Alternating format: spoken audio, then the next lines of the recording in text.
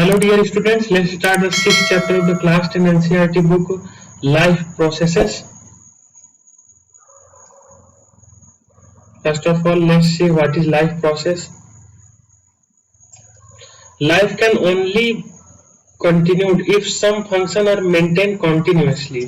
The processes which together perform this maintenance job is life process. तो यहाँ पे क्या बताया गया है? यहाँ पे ये बताया गया है कि हमारे बॉडी में कुछ ऐसे फंक्शन होते हैं जो कि कॉन्स्टेंटली चलते रहने चाहिए।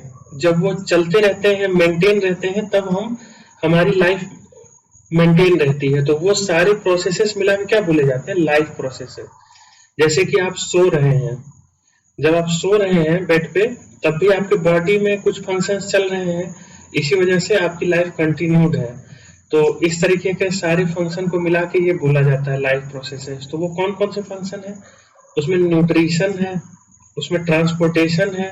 ये ट्रांसपोर्टेशन चलने वाला ट्रांसपोर्टेशन नहीं है, ये बॉडी के अंदर कैसे ट्रांसपोर्टेशन होता है चीजों का, वो ट्रांसपोर्टेशन है। उसके बाद फिर है मेटाबॉलिज्म है, रेस्पिरेशन है, रिप्रोडक्शन है, एक्सक्रेशन है। ये सब लाइफ प्रोसेसेस है। अब आइए देखते हैं एक एक करके। सबसे पहले न्यूट्रिशन। तो न्यूट्रिशन क्या होता है? तो न्यूट्रिशन हमारा क्या होता है? द प्रोसेस ऑफ प्रोवाइडिंग और obtaining the food necessary for health and growth. तो न्यूट्रिशन का यह मतलब होता है द प्रोसेस ऑफ प्रोवाइडिंग और ऑब्टेनिंग द फूड। ये वो प्रोसेस है जिससे आदमी फूड लेता है। तो फूड क्या होता है? फूड जो होता है वो हमारे बॉडी को एनर्जी प्रोवाइड कराता है, उसको मेंटेन करने में मदद करता है। हर चीज में फूड लगता है। फूड के क्या काम है? पहला तो है नंबर 1 कि वो हमको एनर्जी देता है डे टू डे एक्टिविटी के लिए। नंबर 2, अगर हमारी बॉडी तो जैसे उसमें डेड सेल मरते जाते हैं, नए सेल आते जाते हैं, तो वो रिपेयर का काम करता है। नंबर 3, बाकी जो हम बहुत सारे फंक्शन प्रोवाइड कराते हैं, तो उनको भी तो कहीं से एनर्जी चाहिए होगी, तो वो एनर्जी भी यही प्रोवाइड कराता है, फूड। तो हमारा क्या हो गया? तो हमारा ये फूड हो गया जो हेल्थ एंड ग्रोथ में मदद करे। Health and growth.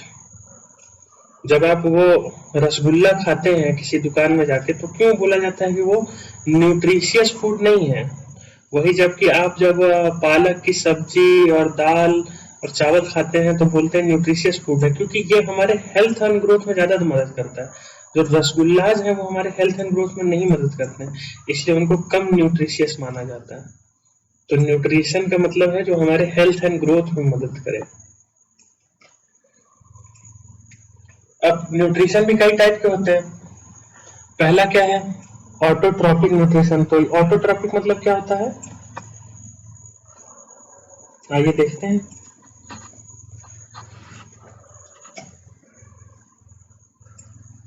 Autotrophic nutrition, simple food material obtained from inorganic sources like carbon dioxide and water। तो इसमें क्या कहने की कोशिश की है कि जैसे जब आदमी खाना खाता है तो वो क्या ऑर्गेनिक और इनऑर्गेनिक सब्सटेंस हमने पिछली बार पढ़ा था। तो और इनऑर्गेनिक सब्सटेंस क्या होते हैं? सिंपल सब्सटेंस जैसे कार्बन डाइऑक्साइड हो गई, वाटर हो गया, जिनमें क्या है, जो कार्बन के कंपाउंड नहीं है।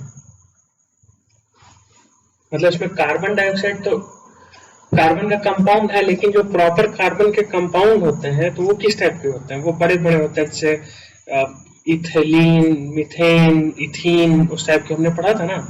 तो ये जो सिंपल कंपाउंड हो गया, ऑक्सीजन हो गया, फास्फोरस हो गया, तो इस टाइप की चीजें हो जो है, इस टाइप की चीजें से जो अपना खाना बना लेता है, तो उसको क्या बोलते हैं? ऑटोट्रॉपिक।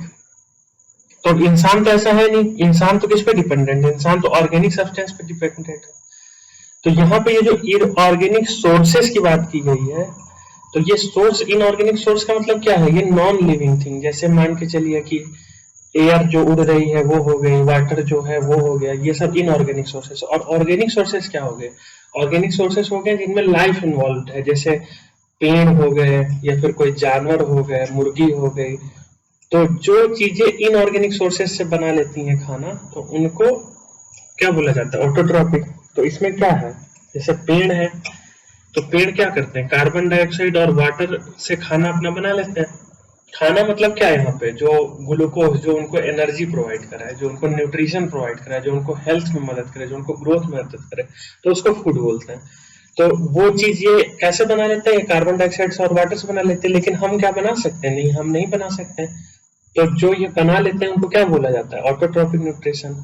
और हेट्रोट्रॉपिक न्यूट्रिशन क्या होता है, कॉम्प्लेक्स फूड सोर्सेज। तो हेट्रोट्रॉपिक न्यूट्रिशन वाले जैसे एनिमल्स हो गए और ह्यूमंस हो गए, तो ये सब क्या करते हैं कि ये कॉम्प्लेक्स फूड सोर्स यूज करते हैं। जैसे अब हम आटा खाएंगे, चावल खाएंगे, तो वो सब तो प्लांट से आया है, तो वो तो ऑर्गेनिक सोर्स हो गया, मतलब वो कोई प्लांट हो गया या एनिमल हो गया। तो ये हेट्रोट्रॉपिक हो गए कॉम्प्लेक्स फूड सोर्स वाले, और ऑटोट्रॉपिक वाले सिंपल फूड सोर्स वाले हो गए।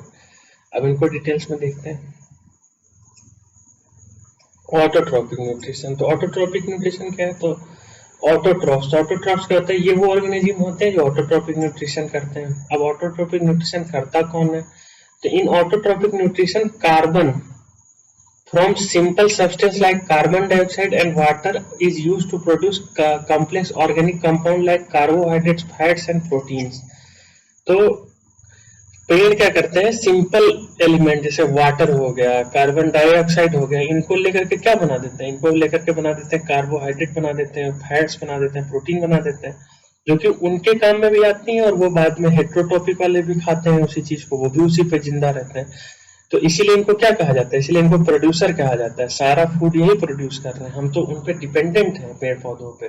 असली तो ऑर्गेनिक कंपाउंड कौन बना रहा है, ऑर्गेनिक कंपाउंड तो यही खुद बना रहे हैं, पेड़ ही बना रहे हैं ये। इसीलिए पेड़ पौधों को इतना जरूरी है नेचर में। आगे क्या, energy from light is use to, energy from light is use to do so almost all the time to do the above reaction. तो ये लाइट एनर्जी यूज होती है।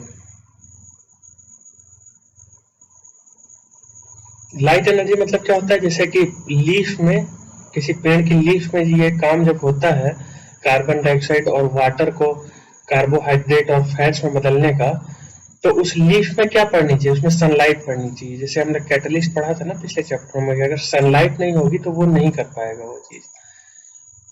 तो फोटोसिंथेसिस बोला जाता है इसको। तो मोस्ट ऑफ द टाइम तो यही होता है ऑटोट्रॉपिक। इसके अलावा भी क्या होता है क्या ऑटोट्रॉपिक, तो एक तरीका और है ऑटोट्रॉपिक का, वो क्या है, अब जैसे समुद्र होता है, तो समुद्र में जो बहुत नीचे जीव जंतु रहते हैं, तो वहां तो लाइट पहुंचती नहीं है, तो वो क्या करते हैं, तो except in the case of some bacteria in the dark region of sea where there is no light, there chemosynthesis is used to synthesis which is a form of inorganic chemical reaction. तो chemosynthesis होता है, तो वो light की जगह पे कोई chemical ऐसा प्रोसेस यूज करते हैं जो कि जिससे वो बनाया जाता है।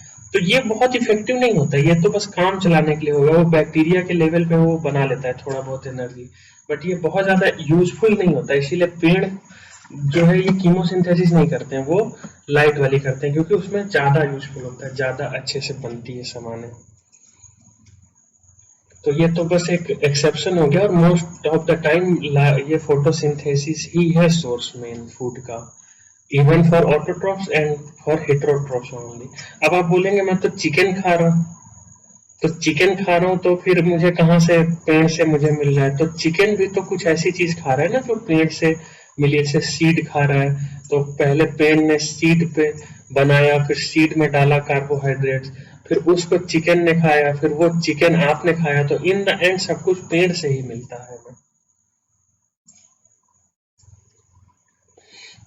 Autotrophs need this process to maintain their life, so it is a life process। तो अगर ये प्रोसेस नहीं होगा तो वो मर जाएंगे, इसलिए इसको लाइफ प्रोसेस बोला जाता है। ऑटोट्रॉफ्स आर ऑल्सो प्रोड्यूसर, तो ये प्रोड्यूसर वाला कॉन्सेप्ट तो मैंने समझा ही दिया क्यों होते हैं। अब ये डायग्राम देख लेते हैं, बहुत अच्छा डायग्राम है ये। तो इसमें क्या दिखाया है, देखिए दोनों पेड़ पौधे और हमारे जो ऑटोट्रॉफ्स हैं, पौधे और ये जो एल्गी और फंगी, और ये जो हमारे कुछ टाइप के मशरूम्स और फंगी हैं और एनिमल्स हैं और ह्यूमंस हैं, तो ये सब इंटरडिपेंडेंट हैं। अब आप बोलेंगे कि हम तो जो है, चलो ठीक है, हम तो फूड के लिए डिपेंडेंट हैं पेड़ पे, पेड़ किस चीज के लिए डिपेंडेंट है, तो पेड़ को क्या चाहिए, तो पेड़ को कार्बन डाइऑक्साइड चाहिए, तो वो कौन प्रोड्यूस करता है? तो वो हम प्रोड्यूस करते हैं। अब ऐसे तो आज कार्बन डाइऑक्साइड बहुत ज्यादा हो गया है इन्वायरमेंट में, क्योंकि हम तो फैक्ट्रियों से भी कार्बन डाइऑक्साइड, सल्फर ऑक्साइड और नाइट्रोजन ऑक्साइड सब भेज रहे हैं हवा में,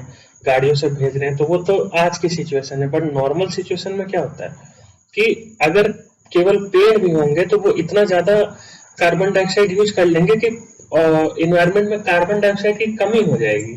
तो वो उसके लिए उनको भी हमारी जरूरत है, पेड़ों को, और पेड़ों को हमारी जरूरत है, और हमको पेड़ों की जरूरत है। तो हम कार्बन डाइऑक्साइड और वाटर प्रोड्यूस करते हैं, और वो वाटर और कार्बन डाइऑक्साइड पेड़ यूज करते हैं, और वो ऑर्गेनिक कंपाउंड प्रोड्यूस करते हैं।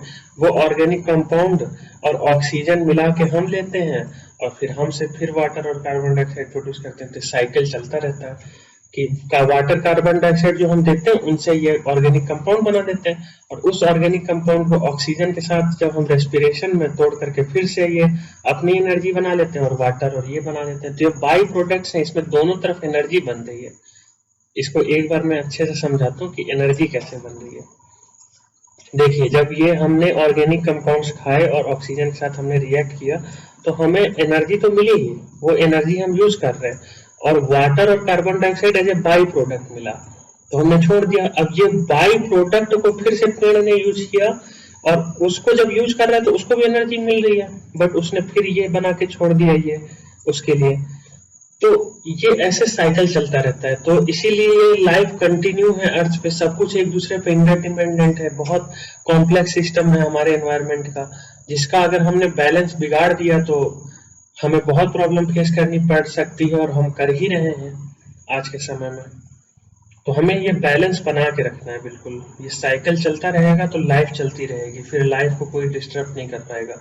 जब ये साइकिल टूटेगा तो फिर लाइफ फॉर्म को प्रॉब्लम होगी, भले ही वो कोई भी लाइफ फॉर्म हो, चाहे वो ह्यूमंस हो चाहे प्लांट्स हो। आगे देखते हैं फोटोसिंथेसिस। अब फोटोसिंथेसिस को देखते हैं क्या होता है।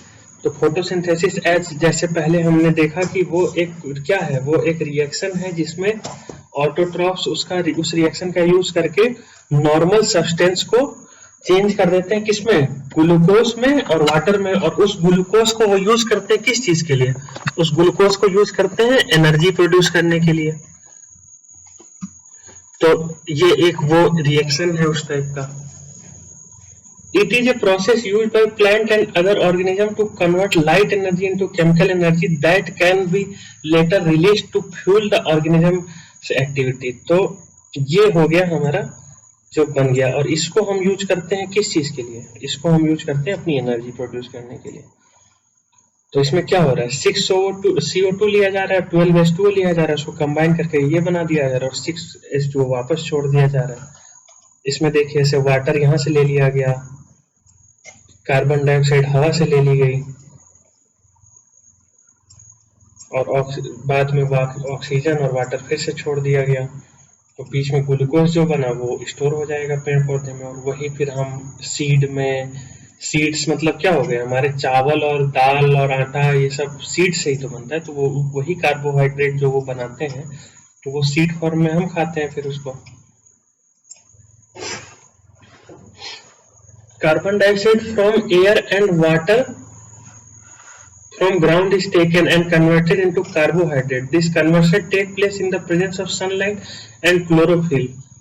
तो क्या होता है, कार्बन डाइऑक्साइड और एयर वाटर लेकर के ये कार्बोहाइड्रेट बना दिया जाता है, और ये क्लोरोफिल और सनलाइट के साथ होता है। तो क्लोरोफिल क्या होता है, क्लोरोफिल वही होता है जो कि रिस्पॉन्सिबल होता है जो सनलाइट को कैप्चर करने के लिए। This carbohydrate is chemical energy which is stored for later use। अब ये कार्बोहाइड्रेट ही है वो केमिकल एनर्जी जहां यहाँ बात हुई थी, जिसको बाद में यूज किया जाएगा। केमिकल एनर्जी क्यों है, क्योंकि हम इसको कन्वर्ट करके एनर्जी निकाल सकते हैं ना। आगे वो कैसे कन्वर्ट होकर कैसे एनर्जी निकलती है वो हम देखेंगे, वो उसको रेस्पिरेशन बोला जाता है। We also store some of our energy in the form of glycogen। ये जो है ना, ये वी यहाँ पे कौन है, ये वी जो शब्द यूज किया गया ये ह्यूमंस के लिए किया गया है या एनिमल्स के लिए किया गया है। तो ये प्लांट तो कार्बोहाइड्रेट में ही रखते हैं, लेकिन जो एनिमल्स हैं वो ग्लाइकोजन के नाम पे ही रखते हैं। ये ऐसे मूट पॉइंट है, ये बस इंफॉर्मेशन के लिए यहाँ पे लिख दिया गया है, ये एग्जाम में इसका कोई खास वैल्यू नहीं है। Heterotrophs also use these carbohydrates by eating plants or animals that had eaten plants to fuel their life activity। ये तो हमने बता ही दिया है कि हेटेरोट्रॉफ फिर क्या करते हैं। हेटेरोट्रॉफ कौन हो गए, हम हो गए, ह्यूमंस हो गए, एनिमल्स हो गए, वो फिर से वापस खाते हैं और फिर से वही जो है उनको एनर्जी मिल जाती है। तो ये हमारा फोटोसिंथेसिस हो गया।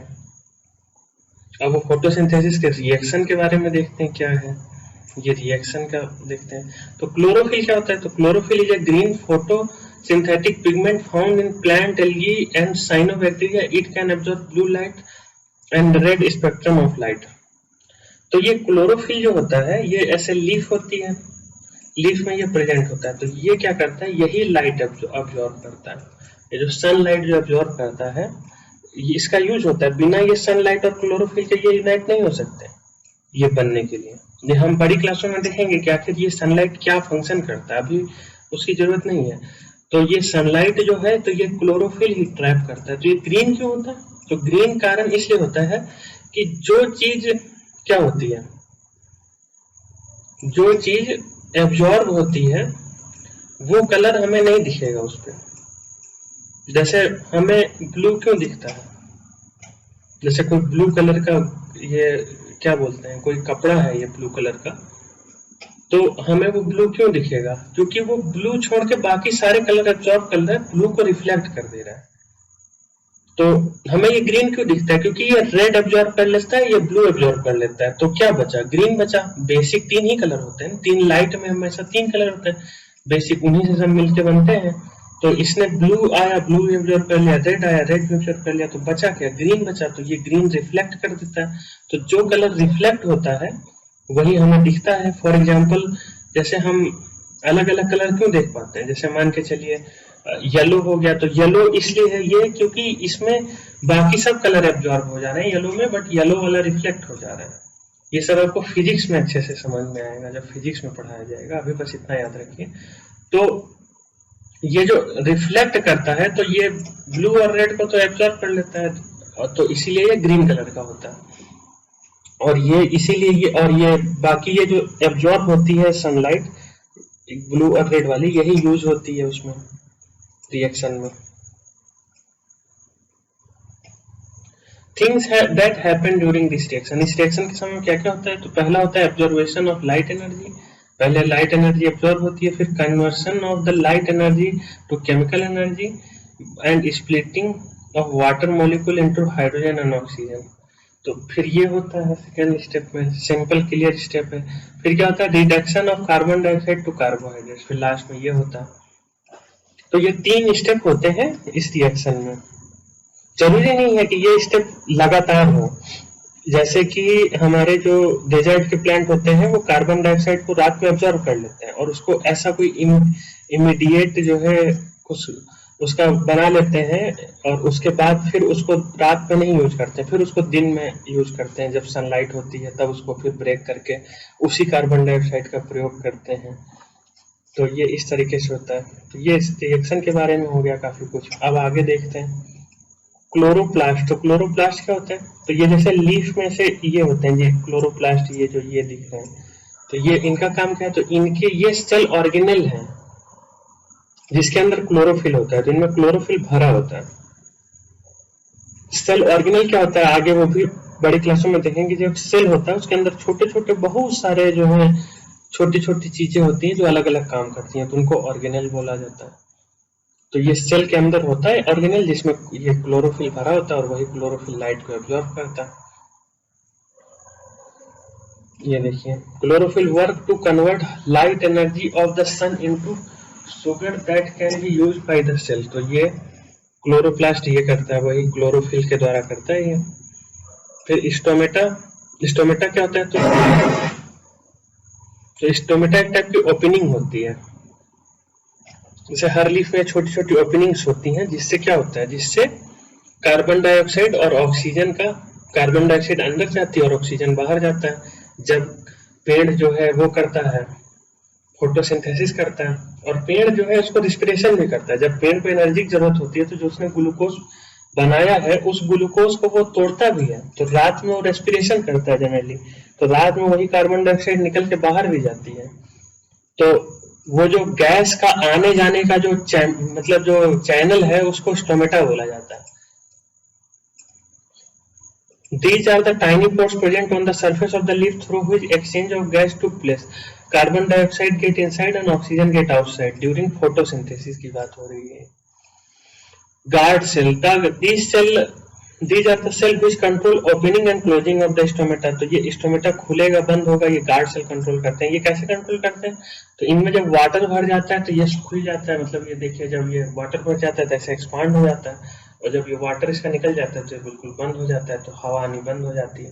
तो guard cell can swell when the water flow into them, causing the stomata pore to open. Similarly, the pore closes if the guard cell shrinks। तो ये प्रोसेस होता है स्टोमेटा का, सिंपल चीजें हैं। Other material need for the plant to build life. अब ये हो गया हमारे क्या, कैसे जाता है इसमें oxygen, carbon dioxide, guard cell, stomata, chloroplast, तो ये सब तो क्लियर हो गया है। क्लोरोप्लास्ट क्या है? क्लोरोप्लास्ट वो है जिसमें क्लोरोफिल रहता है। स्टोमेटा क्या है? तो स्टोमेटा ओपनिंग है जिससे गैस आती जाती है। गैस कौन सी? कार्बन डाइऑक्साइड और ऑक्सीजन। और गार्ड सेल क्या है? गार्ड सेल है जो स्टोमेटा का बंद करना और खुलना कंट्रोल करते हैं। तो ये तीनों चीजें हो गई। आगे देखते हैं, the material need for the plant to build. अब ये बस खाली इन्होंने शुगर बना ली, इससे काम नहीं चलेगा, अभी और मटेरियल चाहिए। उन्हें और क्या चाहिए? नाइट्रोजन चाहिए, फास्फोरस चाहिए, आयरन चाहिए, मैग्नीशियम चाहिए, इस टाइप की चीजें चाहिए। तो वो सब क्या होता है? वो सब सॉइल से लिया जाता है। ये सब are taken up from the soil. आगे क्या है? Nitrogen essential for manufacturing protein is taken from soil in the form of nitrates. और ये जो नाइट्रोजन है ये नाइट्रेट फॉर्म करता है। ये क्यों इंपॉर्टेंट है यहाँ पे दिया गया है? क्योंकि आगे क्लास में हम पढ़ेंगे कैसे ये पूरा नाइट्रोजन जाता है, इसलिए ये इस अभी इंपॉर्टेंट नहीं है 10 के लिए, बस इतना याद रखिए कि ये सब चीजें सॉइल से मिलती हैं। हेट्रोट्रोपिक न्यूट्रिशन, तो हेट्रोट्रोपिक न्यूट्रिशन क्या हो गया?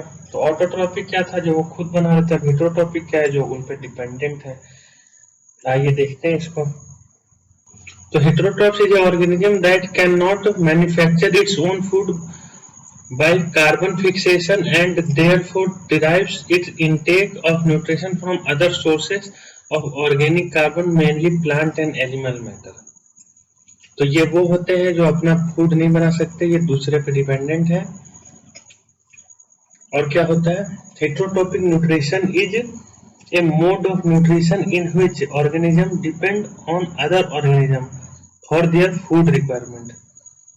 तो ये दूसरे पे डिपेंडेंट रहते हैं। All animals, fungi, non-photosynthetic plants are heterotrophic। तो ये सब हेट्रोट्रोपिक होते हैं।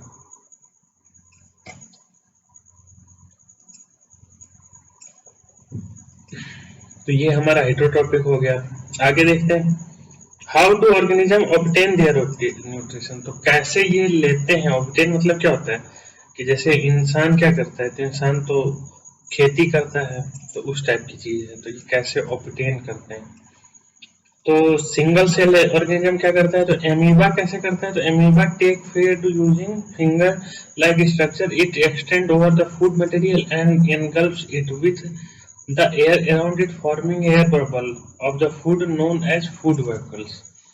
तो कैसे होता है? ऐसे एमीबा होता है ये, और ये देखते हैं यहाँ पे कुछ फूड मटेरियल टाइप का है, तो ये ऐसे एक्सटेंड कर लेता है अपने आप को। तो ये एक्सटेंड करके इसको अपने अंदर ले लेता है, और इसके साइड का जो एयर होता है ये क्या बना देती है? ये बना देती है फूड वैक्यूल, और यही जो है ऐसे ही इसको पकड़ लेता है फूड को। अब क्या करता है? Inside food vacuole complex substance are broken down into simpler one which then diffuse into cytoplasm, और उसी के अंदर डाइजेस्ट भी होना शुरू हो जाता है। Remaining undigest material move to the surface of the cell and thrown out. जो बच जाता है उसको फेंक दिया जाता है बाहर। सिंपल हो गया ये तो, कि ऐसे अमीबा है और इसने फूड मटेरियल देखा, तो ये ऐसे ऐसे खुद को बढ़ा करके इसको अपने अंदर ले लेता है, और इसको फिर डाइजेस्ट कर लेता है, जो लेना होता है ले लेता है, बाकी जो बच जाता है फिर वापस फेंक देता है उसको। वैसे ही इसका डायग्राम भी देखेंगे अगली स्लाइड में। देखिए जैसे ये एमीबा है, यहाँ पे इसको फूड मटेरियल लिखा, ये अपने इसने बढ़ा लिए, फिर उसको अंदर ले लिया, फिर उसने क्या किया, फिर डाइजेस्ट कर लिया, डाइजेस्ट करके जो बचा वो छोड़ दिया। ऐसे ही चलता है पूरा साइकिल। दूसरा जानवर कौन सा है, ये सिंगल सेल वाला, तो पैरामीशियम, तो ये पैरामीशियम है हमारा। Unlike amoeba have a specific spot for intake, तो इसके पास क्या है, इसके पास एक स्पेसिफिक स्पॉट है। जैसे एमीबा को तो यहाँ पे बैक्टीरिया मिला तो उसने वहीं पे ले लिया, बट अगर उसको यहाँ बैक्टीरिया मिलता तो वो वहां पे ले लेता, तो उसका कोई स्पॉट फिक्स नहीं है। बट इसका पैरामीशियम का एक स्पेशल स्पॉट है, वो वहीं से खाना लेता है। जैसे ये स्पॉट है, यहीं से वो अंदर लेगा।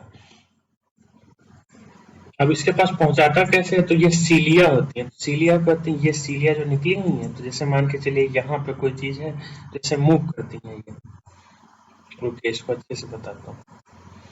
ये जो है, ये ऐसे ये जो निकली हुई है सब ये, तो ऐसे जो फूड मटेरियल होता है अगर यहाँ पे है तो ये ऐसे ऐसे मूव करेंगे और ये मूव करके इसको यहाँ पहुंचा देंगे। चारों तरफ होती है ये।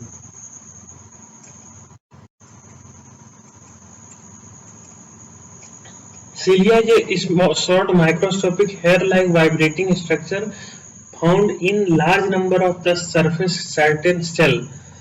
तो जरूरी नहीं है बस पैरामीशियम में भी होंगे, ये दूसरे सेल्स में भी होती हैं सीलिया, जो ये सेम काम करती हैं इस टाइप का।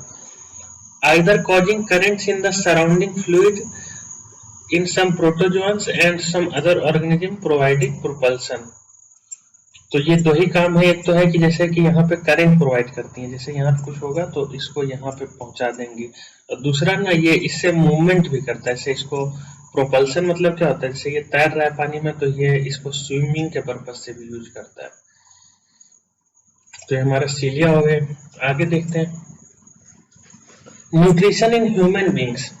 तो आदमी कैसे न्यूट्रिशन लेता है, तो आदमी का न्यूट्रिशन लेने के लिए बहुत कॉम्प्लेक्स प्रोसेस है। इसकी पूरी एक एलिमेंट्री कैनाल होती है। तो एलिमेंट्री कैनाल क्या होती है, ये ऐसे यहाँ माउथ से शुरू होती है और ये ऐसे ऐसे ऐसे, ऐसे पूरा बॉडी में जाते हुए ऐसे चलते हुए फिर ऐसे होकर के ऐसे खत्म होती है। तो ये पूरा जो लेंथ होता है इसका, इसको बोलते हैं क्या, एलिमेंट्री कैनाल। तो it is a long tube extending from mouth to the anus. It various regions are specialized in various function। तो इसके various parts various function provide कराते हैं, जैसे माउथ का अलग है, स्टोमक का अलग है, तो इंटेस्टाइन्स का अलग है। तो ये पूरी एक कैनाल होती है, इसमें पूरा का पूरा डाइजेशन चलता है फूड का। तो enzymes are the protein that act as a biological catalyst. तो क्या होता है, ये इसमें ना एंजाइम निकलते हैं। तो एंजाइम क्या होते हैं, तो ये बायो कैटलिस्ट होते हैं, जो चीजें होती हैं उसको ब्रेक डाउन में मदद करते हैं। जैसे जो हम खाते हैं तो उसको ब्रेक डाउन में जो चीज मदद करती है तो उसको एंजाइम बोला जाता है, ये उसी से निकलता है बॉडी से। The muscles upon which enzyme में एक्ट आर कॉल्ड सब्सट्रैक्ट्स। तो ये मॉलिक्यूल्स होते हैं जिसपे ये एंजाइम एक्ट करते हैं, तो उनको क्या बोलता जाता है, substrates. And the enzyme convert substrates into different molecule known as products. तो जैसे यहाँ पे ऐसे रहा होगा, जैसे एक सब्सट्रैक्ट रहा होगा, क्या रहा होगा, शुगर रहा होगा, तो उस शुगर को एंजाइम तोड़ करके सिंपल चीजों में बदल देंगे जिससे बॉडी डील कर सकती है। ये अच्छे से देखेंगे अभी हम जस्ट आगे। तो जो जिसको तोड़ता है एंजाइम उसको सब्सट्रैक्ट्स बोला जाता है, जिस पे टूटता है उसको प्रोडक्ट्स बोला जाता है।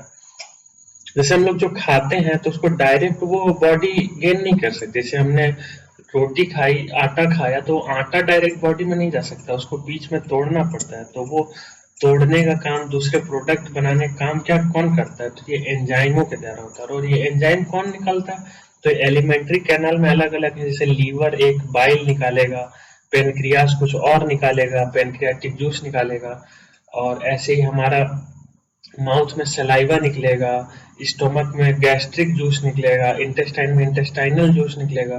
तो ये सब जो है एंजाइम होते हैं हमारे। अब जर्नी ऑफ फूड देखते हैं, फूड कैसे मुंह से शुरू होता है और कैसे आगे बढ़ता है, इसके बारे में देखते हैं। तो food is crushed bye teeth and make it small and same texture. तो क्या होता है, टीथ का क्या काम है कि पूरा हम लोग जो फूड है उसको क्रश करके छोटा छोटा कर दे ताकि हमारी बॉडी उसको कर सके, इजिली जो है उसको प्रोसेस कर सके, इसलिए हमें बहुत चबा चबा के खाना चाहिए। क्योंकि जब हम लोग कोई चीज खाते हैं तो जब जितनी वो छोटी होती है उतना उसको आसान हो जाता है बाकी चीजों को डील करना, बाकी सिस्टम्स को, तो इसलिए उसको अच्छे से चबा के खाना चाहिए। Mouth is mixed and wetted with saliva of the mouth. तो माउथ क्या है, तो उसके अंदर सलाइवा भी होता है। तो सलाइवा क्या है, तो सलाइवा जो है हमारी सिलेवरी ग्लैंड से निकलता है, ऐसे माउथ में होती है, तो ये मिक्स हो जाता है, तो इसका भी बहुत काम है। जैसे बस उसको छोटा छोटा पीस कर दिया और जो सलाइवा मिक्स हो जाता है, ये भी एक टाइप का एंजाइम है, ये कुछ मदद करता है। तो ये क्या करता है, उसमें जब मिक्स हो जाता है चारों तरफ से मुंह के अंदर, तो the saliva contain an enzyme called salivary amylase that breaks down the starch which is complex molecule to the simple sugar। तो ये स्टार्च को क्या बदल देता है, इसे एंजाइम वही करता है ना कि कोई एक चीज को लेता है और उसको दूसरी चीज में बदल देता है। तो स्टार्च डायरेक्ट बॉडी नहीं कर सकती, तो उसको सिंपल शुगर में बदल देता है। शुगर भी बॉडी नहीं कर सकती, लेकिन फिर शुगर को कोई दूसरी चीज तीसरी चीज में बदल देगी। जैसे बहुत कॉम्प्लेक्स प्रोसेस होता है, ऐसे करते करते करते करते जो हमें बॉडी को जरूरत है उसमें मिनरल्स की, विटामिन की, प्रोटीन्स की, कार्बोहाइड्रेट्स की, तो वो सब ऐसे धीरे धीरे आगे होता जाता है कई सारी स्टेप्स में एंजाइमों के द्वारा। फिर क्या होता है, मुंह से कहाँ जाता है, एसोफेगस। तो एसोफेगस क्या है, तो ये जो हमारी फूड पाइप है, जैसे मुंह से जो पेट तक का रास्ता है, ऐसे पेट है यहाँ पे, तो ये जो पाइप है इसको बोलते हैं क्या, इसको बोलते हैं एसोफेगस, फूड पाइप भी बोला जाता है। तो इसका क्या काम है, तो ये इसमें कुछ अभी निकलता नहीं है, ये बस उसका हेल्प करती है पेट तक पहुंचाने में। तो कैसे हेल्प करती है, तो इसके लाइनिंग में ऐसे कंट्रैक्शन और वो होता रहता है जो कि उसको आगे बढ़ने में फूड को मदद करता है। जैसे ये एसोफेगस हो गई, तो ये ऐसे कॉन्ट्रैक्ट और एक्सपैंड होती रहती है। जैसे आपने खाना खाया तो वो धीरे धीरे धीरे धीरे ऐसे ऐसे ऐसे ऐसे ऐसे चलता जाता है आगे, इसी के मूवमेंट की वजह से।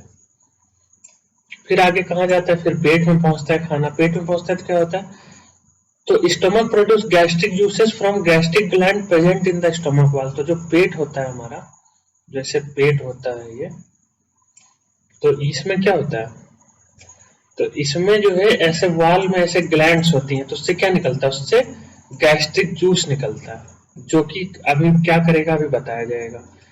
उसके बाद क्या होता है, stomach expands when the food enters and the muscular walls of the stomach helps it in mixing। तो हमारा स्टमक क्या होता है कि वो बहुत एक्सपांड होता है, ये एक रबड़ बॉल जैसा होता है, तो इसके अंदर आप जितना भी खाते जाएंगे भरता जाएगा भरता जाएगा। तो इसीलिए आप बहुत ज्यादा भी खा सकते हैं, कभी बहुत कम भी खा सकते हैं। तो ये स्टमक अपने हिसाब से वो बहुत ज्यादा छोटा बड़ा हो जाता है, इसीलिए ना हमें बहुत ज्यादा खाना चाहिए ना बहुत कम खाना चाहिए। क्योंकि ज्यादा खाएंगे तो वो ज्यादा फैलेगा, कम खाएंगे तो वो हमें फिर न्यूट्रिशन ही नहीं मिल पाएगा। तो हिसाब से खाना चाहिए हमें। तो ये एक मस्कुलर वाल होती है जो कि एक्सपांड भी करती है और उसको मिक्स करने में मदद भी करती है। जैसे ये हमारा जो स्टमक होता है, इसका एक और बहुत बड़ा फंक्शन होता है कि इसके अंदर ऐसे जो इसके अंदर क्या होता है कि ऐसे ये होता है जैसे, तो इसमें जब ये होता है तो ये चर्न होता रहता है, घूमता रहता है इसमें, इसके धीरे धीरे तो पूरा अच्छे से सब मिक्स हो जाती हैं चीजें। तो पेट के अंदर भी मूवमेंट होती रहती है हल्की हल्की, जैसे हमारी एसोफेगस में हो रही थी। तो अब ये गैस्ट्रिक जूस जो निकलते हैं इसमें तीन चीजें होती हैं, एक होती है हाइड्रोक्लोरिक एसिड, तो एक होती है पेप्सिन और एक होता है म्यूकस। अब तीनों का अपना अपना काम है। तो ये पेप्सिन सबसे इंपॉर्टेंट होती है। पेप्सिन क्या करती है, pepsin is the protein digesting enzyme. तो जो हमने खाना खाया तो उसमें तो हमारा स्टार्च कैसे हो गया था, स्टार्च तो हमारा सलाइवा से ही टूट करके शुगर बन गया था, बट उसमें जो प्रोटीन होगी तो उस पर ये पेप्सिन एक्ट करेगी। तो ये प्रोटीन को सही करने वाला जो है ये एंजाइम है पेप्सिन। और पेप्सिन को लेकिन क्या है, पेप्सिन ऐसे नॉर्मली वर्क नहीं कर सकता, उसको साथ में एसिडिक इन्वायरमेंट चाहिए। तो एसिडिक इन्वायरमेंट कौन बनाएगा पेप्सिन के लिए, तो हाइड्रोक्लोरिक एसिड बनाएगी। तो ये पेट में हाइड्रोक्लोरिक एसिड इसको हेल्प करेगी। बट ये हाइड्रोक्लोरिक एसिड इतनी कंसंट्रेटेड रहती है कि अगर इसको डायरेक्ट पेट में रहेगी तो वो पेट को भी हार्म कर सकती है, क्योंकि एसिड तो बहुत आपने पढ़ा है कि बहुत कोरोसिव होती है, बहुत ज्यादा रिएक्ट करती है। तो उसको हेल्प करने के लिए ऐसे म्यूकस निकलता है। म्यूकस क्या होता है, जैसे ये लेयर टाइप का होता है, जो हेल्प करता है हमें बचाता है एसिड से। तो यहाँ पे जब ये चलता है तो इसमें पेप्सिन और हाइड्रोक्लोरिक एसिड मिलकर जब ये काम करती हैं तो ये हमारे स्टमक को क्यों नहीं हर्ट करता, क्योंकि ये हमारा म्यूकस इसको कवर कर देता है। बट होता क्या है, जब हम लोग बहुत ज्यादा खा लेते हैं तो ये बहुत ज्यादा मात्रा में हाइड्रोक्लोरिक एसिड और पेप्सिन बन जाता है, तो ये म्यूकस हमारा फेल होने लगता है। तो जब ये म्यूकस फेल होता है तभी हमें एसिडिटी होती है, तब हमें पेट दर्द होता है और उस टाइप की चीजें होती हैं। तो ये एसिडिटी का रीजन यही है कि ये ज्यादा जब हाइड्रोक्लोरिक एसिड हो जाती है। Excess HCl cause acidity. आगे क्या है, food exit in small quantities. अब क्या हो गया, अब तो यहाँ पे पेट में आया था खाना चर्न हो करके, पर ये सीधा आगे नहीं बढ़ जाता, यहाँ पे ऐसे ये बंद रहता है, ये ऐसे ओपनिंग टाइप की रहती है, तो ये थोड़ा थोड़ा आगे बढ़ता है। पूरा एक बार में ही आगे बढ़ जाएगा तो स्टोमक में स्टोर भी रहता है, तो एक बार में पूरा स्टोमक आगे बढ़ा देगा तो हमारी आंतें जो है वो इतनी पतली हैं कि उसमें नहीं जा पाएगा, तो ये धीरे धीरे छोड़ता है स्टमक, आगे बढ़ाता है खाना बहुत धीरे धीरे। तो इसको कौन कंट्रोल करता है, तो food exit in small quantity into the small intestine control by sphincter muscles. तो ये स्फिंक्टर मसल किस टाइप के होते हैं, तो ये जैसे कोई ट्यूब टाइप का है बॉडी में और इसमें ऐसे एक रिंग टाइप के मसल्स होते हैं जो कि बंद और खोलने में खुलते हैं, जो कि इस तरीके से हेल्प करते हैं रोकने में। तो ये स्फिंक्टर मसल द्वारा कंट्रोल होता है उसका थोड़ा थोड़ा जाना, पूरा स्टमक में स्टोर रहता है और थोड़ा थोड़ा इंटेस्टाइन में जाता है। तो sphincter cell are circular muscle that normally maintains constriction of natural body passage और ऑफरिस। तो ये कॉन्स्ट्रिक्ट करते हैं, मतलब कॉन्स्ट्रिक्ट मतलब क्या होता है, उसको रोकते हैं कोई भी चीज को सीधा बहने से आगे बढ़ने से। फिर फूड कहाँ पहुंचता है, अब स्टमक में हमने खाया, स्टमक में जमा हो गया, इसीलिए बोलते हैं ना हमारे पेट में खाना खा लिया तो पेट में रहेगा 1-2 घंटा, तो वो यहीं पे वो बंद है अभी। जब स्टमक में काफी हो जाएगा तो वो थोड़ा सा आगे बढ़ा देगा, फिर बंद कर देगा, फिर थोड़ा थोड़ा आगे बढ़ा देगा।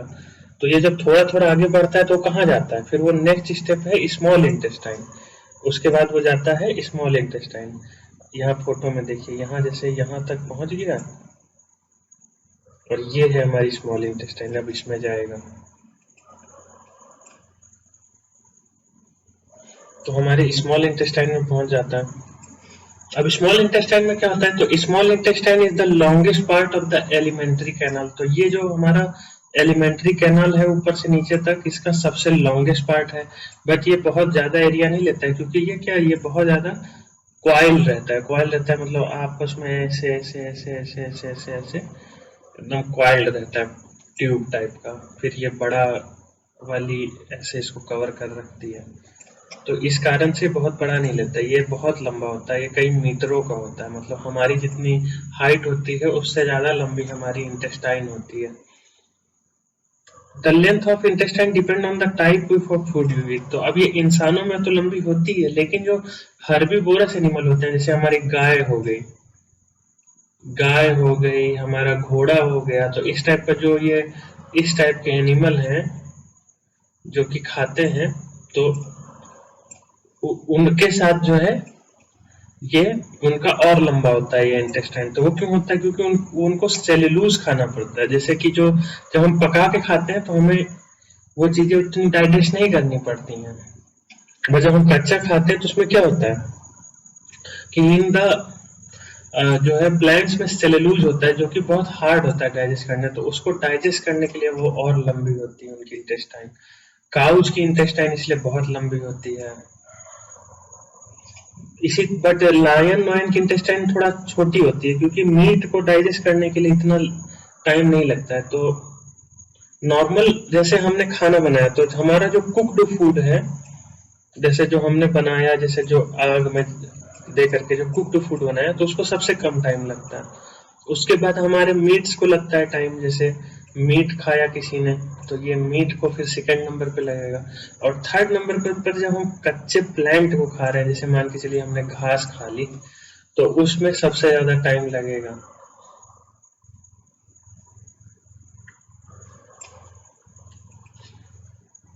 Complete digestion of carbohydrates, protein and fats take place in this area.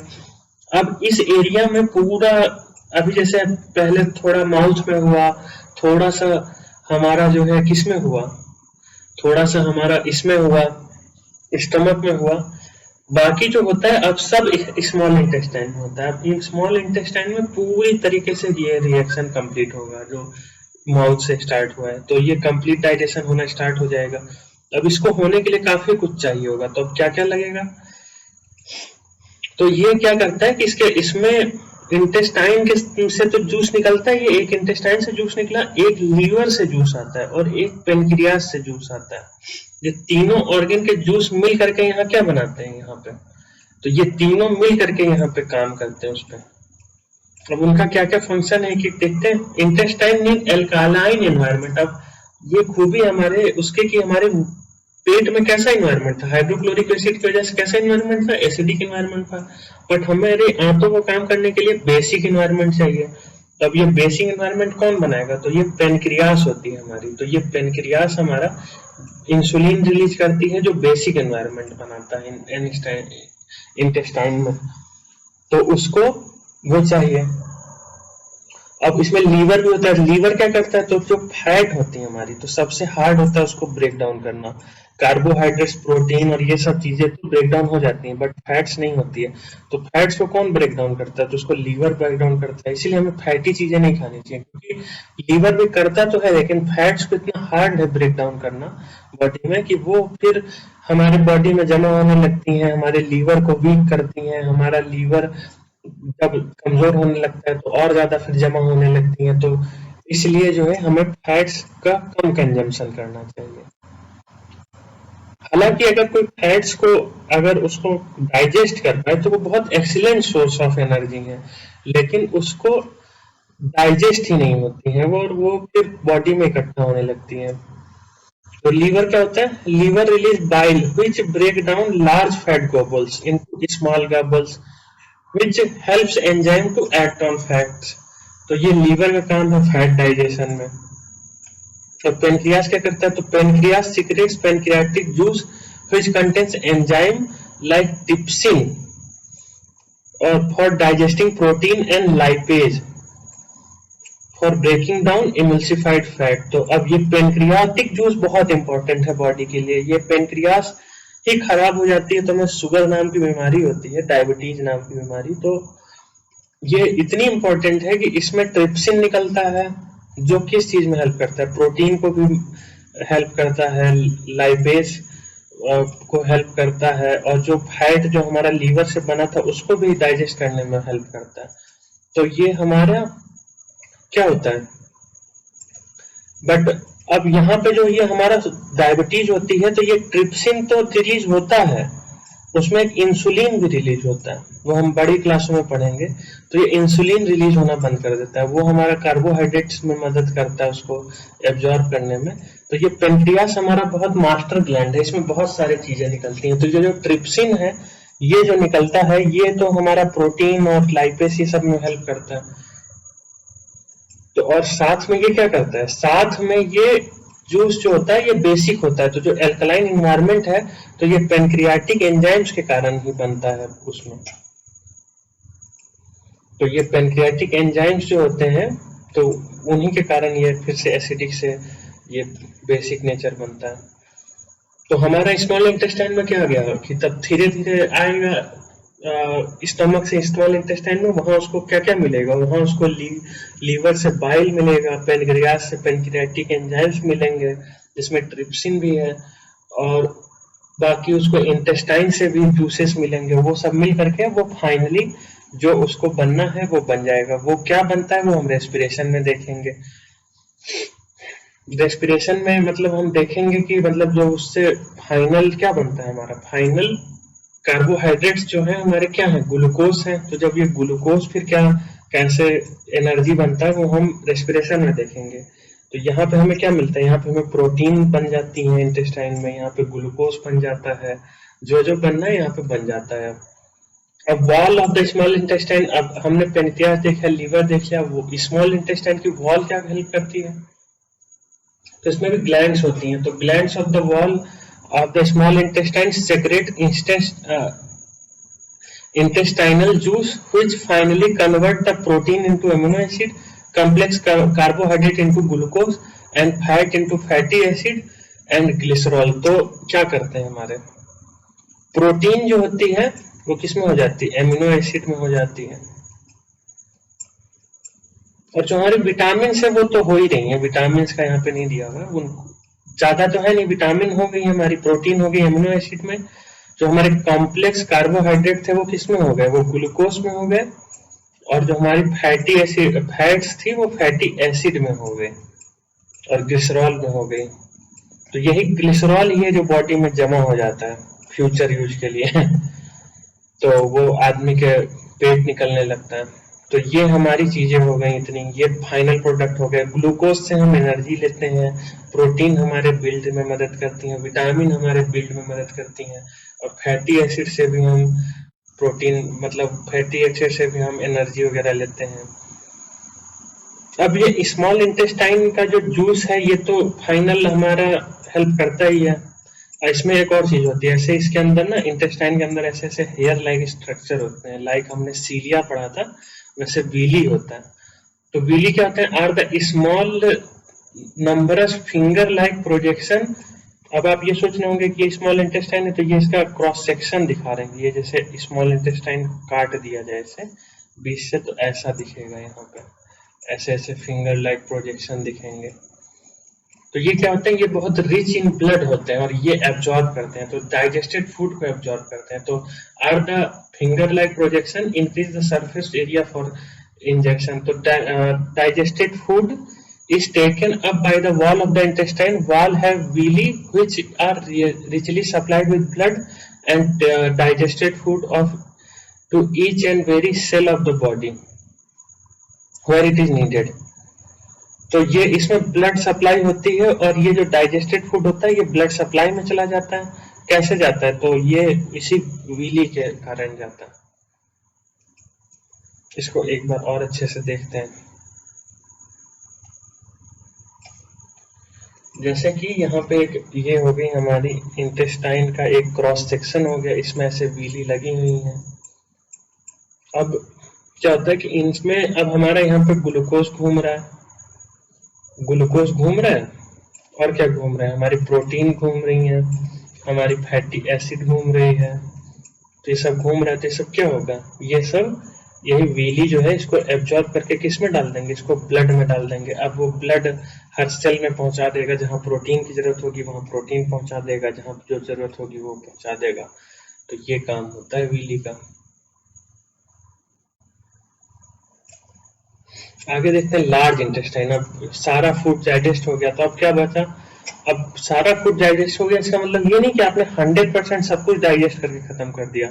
जो बच गया, जो काम का चीज नहीं है, जिसमें ना प्रोटीन है ना कार्बोहाइड्रेट है, कुछ नहीं है, जो बच गया है, तो वो क्या हो जाता है, उसको हम लोग कहाँ डाल देते हैं, तो वो लार्ज इंटेस्टाइन में पहुंच जाता है। तो undigested food from the small intestine is sent to large intestine.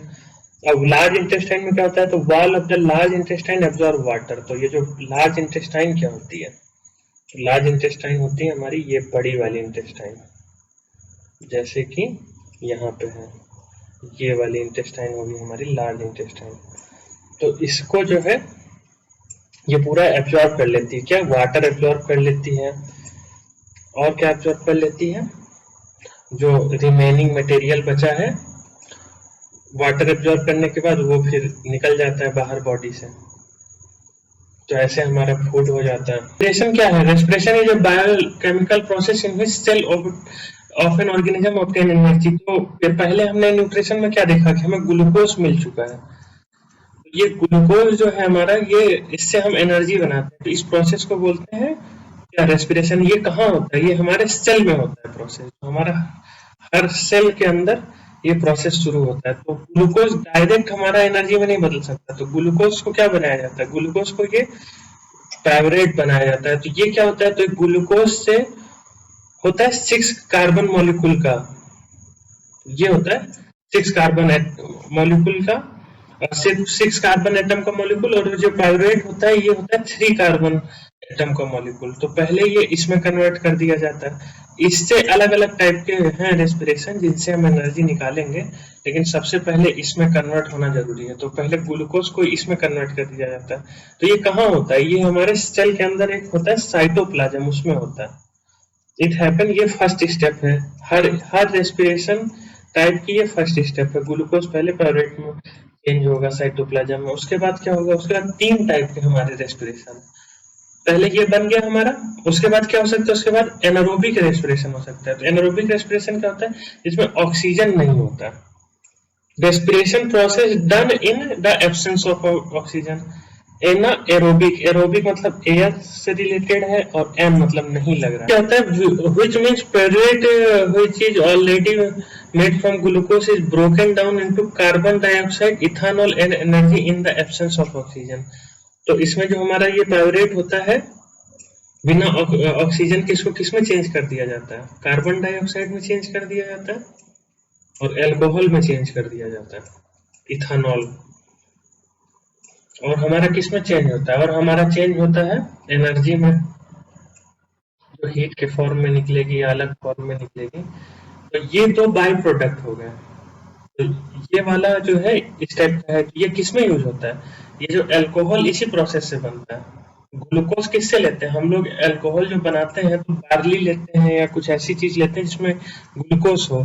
तो उस ग्लूकोज को हम लोग तोड़ करके कैसे बनाते हैं? फिर उसमें ईस्ट डाल देते हैं। हमारा ईस्ट भी एक टाइप का ऑर्गेनिज्म होता है, तो वो ये प्रोसेस करता है। तो ये ऑक्सीजन के एब्सेंस में कार्बन डाइऑक्साइड बनाता है, और ये जो एनर्जी होती है ये वेस्ट हो जाती है और एल्कोहल बन जाता है। तो ऐसे हमारा एल्कोहल इसी प्रोसेस से बनता है। ये कोई सारे ऑर्गेनिज्म अपने अपने बॉडी में भी बनाते हैं इसको। तो ये एक टाइप का हो गया। जो मेन वाला है हमारा, जो ज्यादा होता है हर एनिमल और उसमें प्लांट्स में, तो वो ये वाला रेस्पिरेशन है।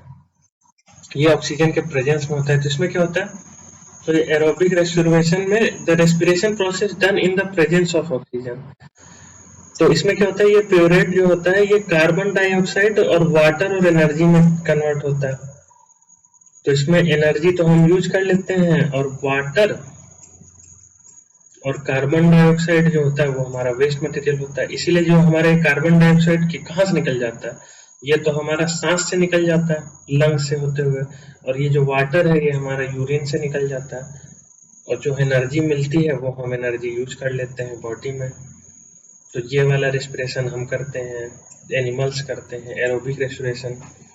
It takes place in the mitochondria of the cell. तो ये माइटोकॉन्ड्रिया में होता है। एरोबिक वाला माइटोकॉन्ड्रिया में होता है, और ये पाइरुवेट कहाँ बना था? ये साइटोप्लाज्म में बना था।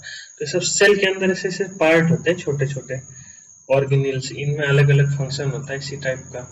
तो ये माइटोकॉन्ड्रिया में होता है, वो पाइरुवेट बना था साइटोप्लाज्म में, और ये एरोबिक रेस्पिरेशन माइटोकॉन्ड्रिया में हो रहा है। The release of energy in this aerobic process is greater than anaerobic process। तो ये जो हमारा रेस्पिरेशन है ये अच्छा है, ये ज्यादा एफिशिएंट है। किससे? इससे ज्यादा एफिशिएंट है। This is more efficient.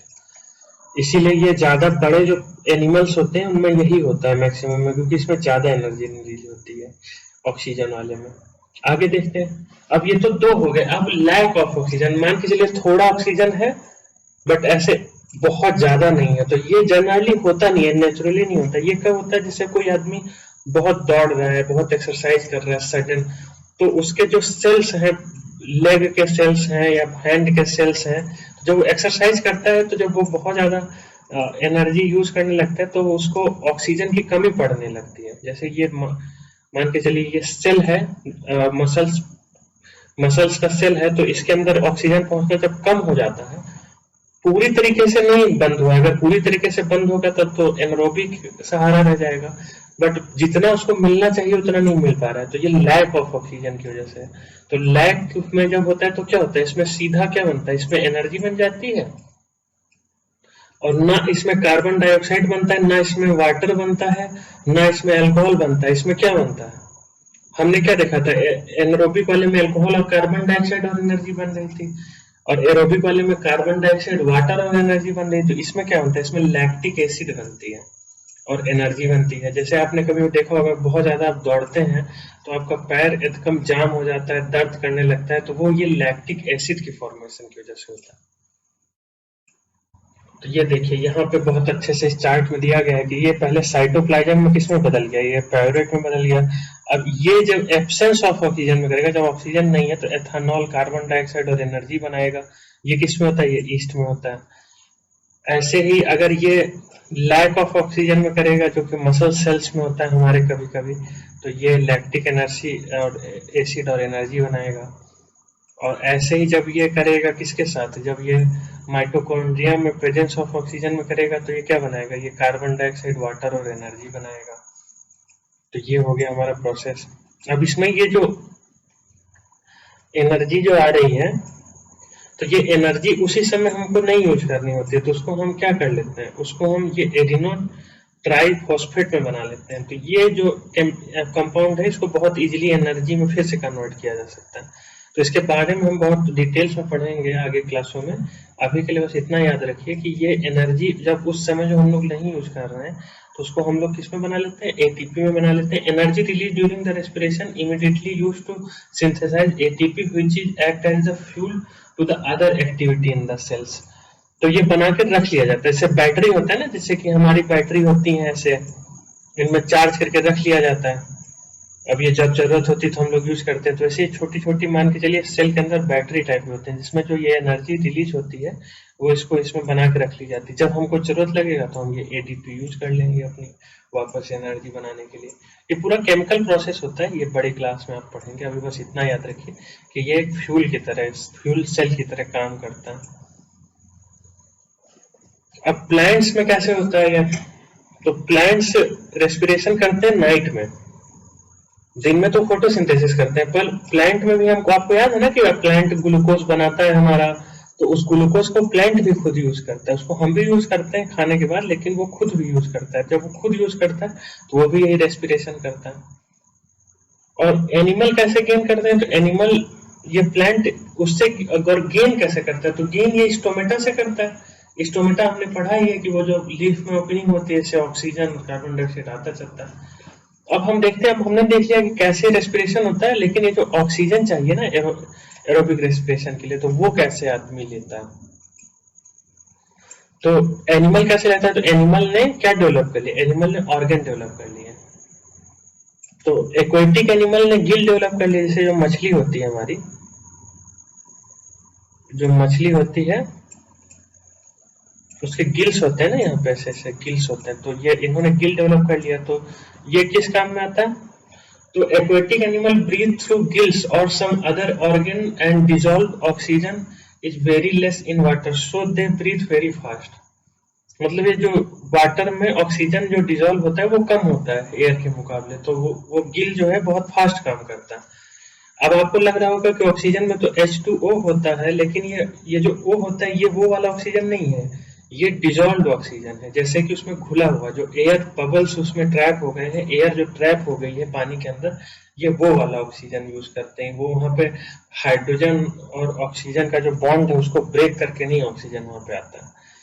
तो ये याद रखिएगा। तो ये हो गया गिल वाला। अब टेरेस्ट्रियल ऑर्गन कैसे करते हैं, तो वो लंग्स बना लिए उन्होंने, जो कि ऑक्सीजन के इनटेक के लिए।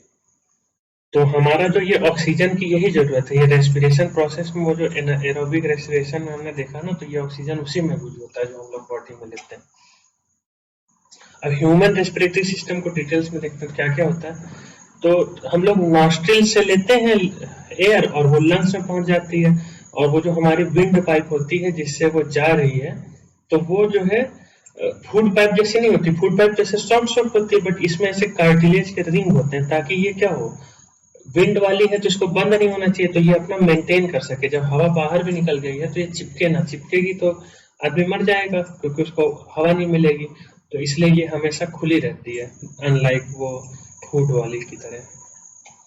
तो passage of the air divides in the ends of, तो ये जो पैसेज है ये डिवाइड होता जाता है। मतलब जैसे ये food pipe sorry wind pipe जा रही है, ये ऐसे डिवाइड होती जाती है, ट्रैकिया ऐसे डिवाइड होते होते फिर और डिवाइड हो जाती है। तो ऐसे जा करके अंत में ऐसे ऐसे बैलून टाइप के स्ट्रक्चर होते हैं छोटे छोटे, तो ये क्या होते हैं, ये एल्वियोली होते हैं हमारे लंग्स में। तो ये इसमें हवा भरती है, फिर इससे निकलती है, और इसमें ऐसे खूब सारे ब्लड वेसल्स होते हैं, तो वही ब्लड से एब्जॉर्ब कर लेता है ऑक्सीजन।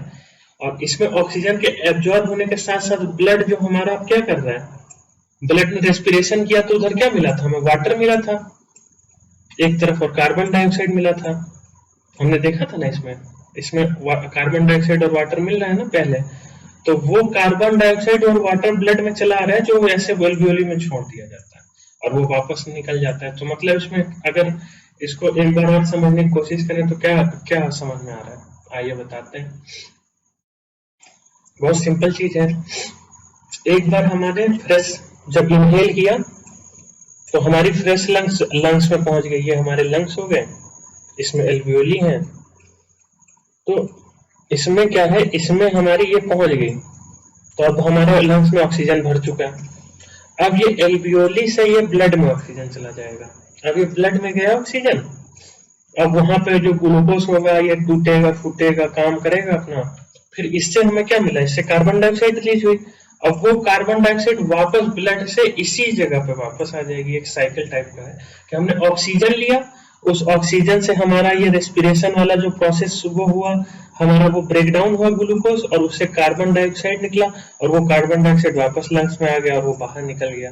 तो कितना अच्छा प्रोसेस है ये साइकिल का, कि एक तरफ से हम ऑक्सीजन ले रहे हैं और फिर वो ऑक्सीजन से हम एनर्जी और अपना बना ले रहे हैं, और जो कार्बन डाइऑक्साइड वेस्ट की तरह निकला है वो हम छोड़ दे रहे हैं। तो एल्वियोली क्या है, alveoli are the balloon like sac where exchange of gas took place. Alveoli has extensive network of blood vessels. तो ये ब्लड वेसल्स क्यों है, क्योंकि वहां उसको एब्जॉर्ब करना है ब्लड्स को ऑक्सीजन। आगे देखते हैं। अब blood brings the carbon dioxide from body and send it out to exhale and take oxygen from the inhale to the alveoli and send it to body। जो अभी मैंने समझाया कि ये होती है एल्वियोली, इनमें देखिए ये पूरा ऐसे ब्लड का वो होता है। तो जो ये ब्लू ब्लू जो दिख रहा है ये क्या लेके आ रही है, कार्बन डाइऑक्साइड लेके आ रही है, और ये जो ग्रीन वाली है ये ऑक्सीजन पे काम कर रही है। तो ये जो पूरा ऑक्सीजन आया रेड वाली से चला जाएगा लंग्स में, और ये ब्लू वाले का कार्बन डाइऑक्साइड वापस बाहर चला जाएगा।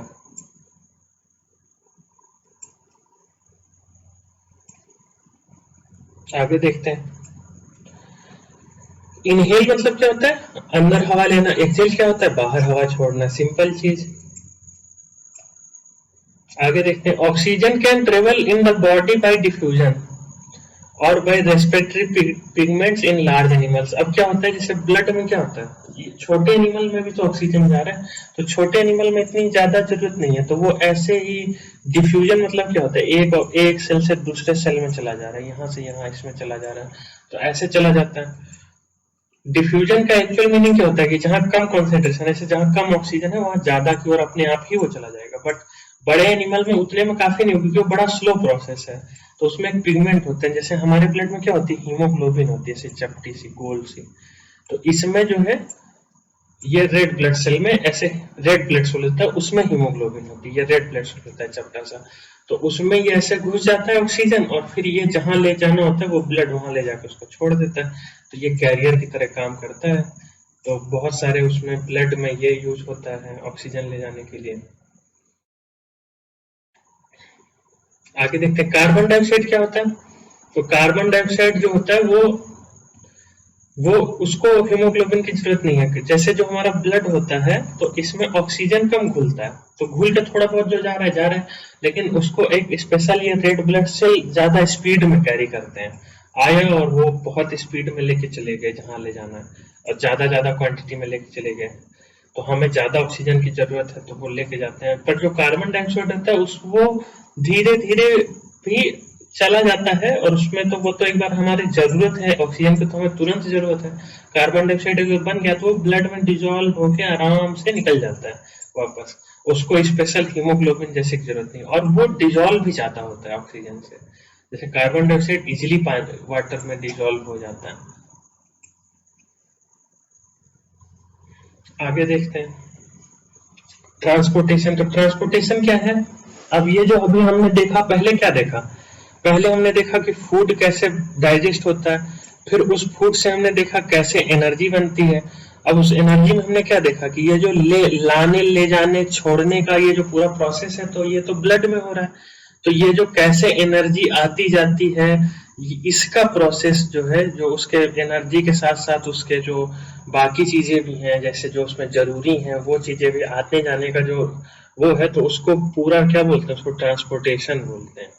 ये पूरा ट्रैफिक ह्यूमन बॉडी और एनिमल के अंदर देखते हैं पहले कैसे ट्रांसपोर्टेशन होता है। तो ब्लड के द्वारा होता है। तो ब्लड क्या होता है? It is A fluid connective tissue. ये कनेक्टिव टिश्यू है, जो उसके बारे में 9 में पढ़ा होगा आपने, कि जैसे जो एक से दूसरे पे कनेक्ट रहते हैं। तो ये फ्लूइड है, मतलब लिक्विड है। और ये क्या होता है कि ये पूरे बॉडी में रहता है ब्लड हमारे। तो इसमें क्या क्या होता है? इसमें प्लाज्मा होता है। इसमें ब्लड में देखिए, अभी तो हम ट्रांसपोर्टेशन में पढ़ेंगे, लेकिन मैं थोड़ा सिंपल तरीके से बता देता हूँ क्या क्या होता है। एक प्लाज्मा होता है जो कि ऐसे उसका पानी जैसा होता है, जो इसमें इसको लिक्विड बनाता है। अब इसमें बहुत चीजें घुली रहती हैं। अब इसमें जो ऑक्सीजन आ रहा है, जो हमारे इंटेस्टाइन से फूड वाला हमने प्रोटीन लिया है, अमीनो एसिड लिया, सब कुछ इसी में घुला रहता है, इसी प्लाज्मा में। अब इसमें रेड ब्लड सेल होते हैं, तो वो ऑक्सीजन को ज्यादा अच्छे से पकड़े रहते हैं उसमें। और इसमें व्हाइट ब्लड सेल भी होते हैं, जो कि हमारे बॉडी में इम्यूनिटी प्रोवाइड कराते हैं। जैसे इसमें कुछ घुस गया कोई, तो वो उसको मारते हैं, कोई फॉरेन मटेरियल होता है। तो हमारा ब्लड बहुत चीजें होती हैं उसमें। और उसमें प्लेटलेट्स भी होते हैं। प्लेटलेट्स क्या होते हैं? जैसे यहाँ कट जाए तो उसको बंद करते हैं। तो ये ब्लड के बारे में तो नहीं है चैप्टर, बट अभी इसमें हम जो जरूरी है हमारा प्लाज्मा और रेड ब्लड सेल, तो उसको ज्यादा हम अच्छे से देखेंगे। तो ये प्लाज्मा एक मीडियम बनता है किस चीज को ले जाने में? ऑक्सीजन के लिए तो हमारा रेड ब्लड सेल है, लेकिन बाकी सब ये प्लाज्मा में घुल घुल के जाता है। तो plasma is a fluid medium of blood transport food, carbon dioxide and nitrogenous waste. तो फ्लूइड मीडियम में फूड जाता है, कार्बन डाइऑक्साइड जाता है, और नाइट्रोजन बेस क्या होता है? ये यूरिया बनता है, और यूरिया बनकर ये यूरिन बन के निकल जाता है। मतलब उधर भी ये काम कर रहा है। तो उसके बारे में भी देखेंगे हम एक्सक्रेशन में लास्ट में। तो अभी हम क्या इस पे फोकस करते हैं? अभी हम इस पे फोकस करते हैं। प्लेटलेट्स क्या होता है? तो जैसे अभी हमने बताया कि जैसे अभी मान के चलिए कहीं पे आपके कट गया, तो अब ये तो ब्लड पूरा बह जाएगा, तो आदमी मर जाएगा। तो इसको बंद करने का भी तरीका है। प्लेटलेट जाके उसमें जाम हो जाते हैं। आगे देखते हैं ब्लड वेसल्स। तो ब्लड वेसल्स क्या होती हैं? तो अब ये पूरा जो ब्लड ले जाने का सिस्टम है, तो इसमें वेसल्स में होता है ब्लड ले जाने का सिस्टम। जैसे कि इसमें 3 तरह की होती है। एक होती है आर्टरी, और एक होती है वेन्स। तो ये हमारी आर्टरी किस कलर की होती है? ये हमारी रेड कलर से जनरली शो की जाती है। और एक हमारी वेन्स होती हैं, ये ब्लू कलर से शो की जाती हैं जनरली।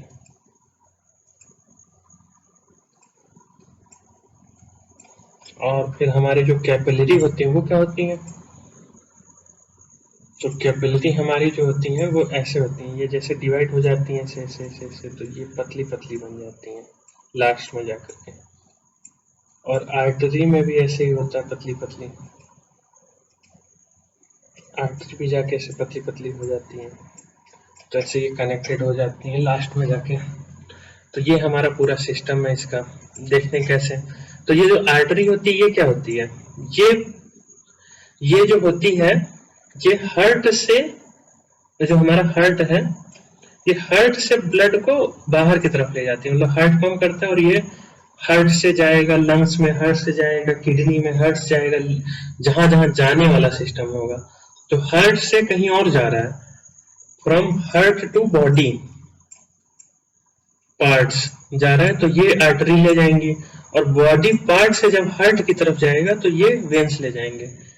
तो इनका जो है एक्सचेंज क्या होता है? जब ये सेल में होता है, जैसे यहाँ पे ये सेल है, तो इनको सेल में तो जरूरत है, तो एक तरफ से ऑक्सीजन लेकर के, जो ये फ्रेश चीजें लेकर के ये आर्टरी पहुंच जाती हैं सेलों में, और यहाँ पे दे देती हैं। फिर यहाँ रिएक्शन होता है हमारा रेस्पिरेशन वाला, और ये कार्बन डाइऑक्साइड कैपिलरी में चला जाता है। तो ये एंड में जाके दोनों मिलते हैं ये, लेकिन ये एकदम कैपिलरी में मिलते हैं। जो कैपिलरी क्या होती है? एकदम पतली पतली होती है दोनों में, जो आपस में सेल में जाके सब यहाँ पे कांटेक्ट होता है हर जगह पे। और मेन ये कुछ बड़ी बड़ी होती हैं।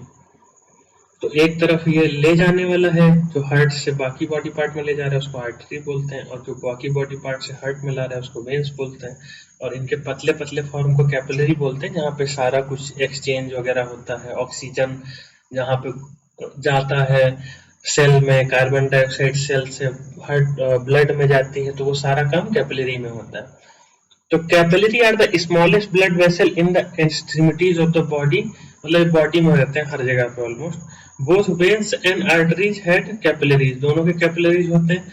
Connect each other, exchange of material between the blood and the surrounding cell take place across the thin wall of the capillary. तो जो अभी तो सेल जब ये मोटी मोटी हैं आर्टरी और वेन्स, तब इसमें नहीं जो है पार होता है, लेकिन जब ये लास्ट में जब मिल जाती हैं तो यहाँ पे सेल भी होते हैं और ये होते हैं, और ये इतनी पतली होते हैं कि इससे चीजें बाहर जा सकती हैं और अंदर आ भी सकती हैं, जो एंड में होता है सब कुछ सेलों के आसपास। तो मतलब ब्लड गया सेल में, तो सेल में कैपिलरी से पहुंचेगा, वहां पे जो सारी चीजें होंगी, जिसको खुलना होगा खुल जाएगा, जिसको आना होगा आ जाएगा वापस। तो घुलेगा क्या, ऑक्सीजन चला जाएगा सेल के अंदर, और सेल से जो है कार्बन डाइऑक्साइड आ जाएगा ब्लड के अंदर। बट जब इंटेस्टाइन में होंगी तो वहां से फूड मटेरियल आ जाएगा ब्लड में, ऐसे ही। तो ये सब चीजें जो है फूड मटेरियल मतलब क्या, कार्बो, ब्लड केवल ऑक्सीजन ही नहीं ले जा रहा है, ऑक्सीजन कार्बन डाइऑक्साइड के साथ साथ ये बाकी चीजें भी तो लाता ले जाता है, जैसे कि हमारा जो ग्लूकोज था उसको भी लाएगा, प्रोटीन जो है उसको भी लाएगा, सब चीज का लाने ले जाने का जिम्मेदारी इसी की है। Since the blood emerges from heart with pressure, arteries have thick elastic wall। तो ये जो आर्टरी में खूब प्रेशर रहता है, क्योंकि ये जो ब्लड है ये पंप होता है हार्ट से, तो इनमें प्रेशर से जाता है, तो ये ज्यादा मोटी होती है वेन्स से। While veins collect blood from tissue and back to the heart, they do not have thick wall but have valves which ensure blood do not go back। तो क्या होता है कि आर्टरी तो होती है, हमारा प्रेशर से चला जाता है, और वेन्स में क्या होता है, वो सेल से लेते हैं और धीरे धीरे आराम से निगेटिव जो हमारा प्रेशर है कि वापस जो खींच रहा है हार्ट, तो उससे आराम से पहुंच जाते हैं। लेकिन क्या होता है कि जैसे मान के चलिए कि हमारा एक एग्जांपल लेते हैं कि हमारी किडनी से वापस जा रही है एक वेन, जिससे ब्लड हमारा वापस जा रहा है, अब ये ऊपर को चढ़ रहा है, तो ये धीरे धीरे वाला प्रोसेस है। तो इसमें क्या होता है, इसमें वॉल्स बने होते हैं कि एक बार जो चढ़ गया वो वापस नहीं आ सकता, इधर से जा सकता है लेकिन वापस नहीं आ सकता ब्लड, तो ये धीरे धीरे हार्ट में पहुंच जाता है ऐसे चलते चलते।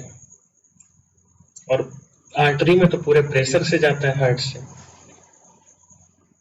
एक तरीके से मानिए पंप देखिए, जैसे हार्ट एक पंप जैसा, जब ये कॉन्ट्रैक्ट हुआ तो इससे ब्लड निकला, और जब ये एक्सपांड हो रहा है तब भी जैसे लंग्स में जैसे खींचता है ना, वैसे ब्लड खींचता भी है, तो ऐसे वेन से खींचता है और ये पंप करके बहुत स्पीड में फेंकता है। आगे देखते हैं।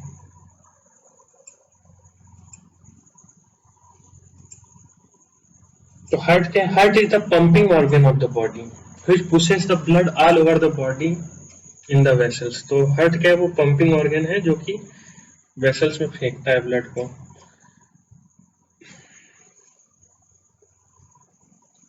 अब ह्यूमन में क्या होता है कि लेफ्ट और राइट हार्ट एकदम सेपरेट होते हैं, वो मिक्स नहीं होते हैं। जो हमारा हार्ट होता है उसका लेफ्ट साइड और राइट साइड ऐसे 4 चैम्बर होते हैं इसमें हार्ट में। बड़ी क्लासों में हम देखेंगे बहुत अच्छे से सारे चैम्बरों के नाम, कैसे कौन सा खुलता है, कहाँ से क्या जाता है, अभी हम बहुत सिंपल लेवल में देखेंगे 10 के हिसाब से। तो लेफ्ट और राइट हार्ट में ये ऐसे दो भाग होते हैं, लेफ्ट और राइट, उनमें भी दो के चैम्बर होते हैं। तो ये क्या है, ह्यूमन वाला 4 चैम्बर हार्ट है। तो एक साइड पूरा ऑक्सीजनेटेड ब्लड का है और एक साइड पूरा डीऑक्सीजनेटेड ब्लड का है। तो ये हमारा ये इस साइड से जो जा रहा है ये पूरा ऑक्सीजनेटेड, मतलब जिसमें ऑक्सीजन घुला हुआ है ब्लड में, जो कि मतलब ऑक्सीजन लेके आ रहा है।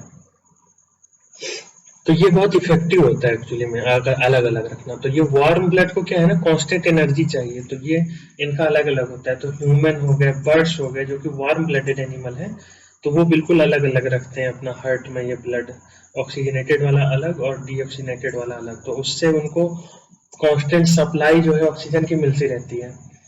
बट कोल्ड ब्लडेड में क्या होता है, उसमें 3 ही चैम्बर होते हैं, तो वो थोड़ा बहुत उनका मिक्स हो जाता है, ऑक्सीजनेटेड डीऑक्सीजनेटेड। तो ये होता है।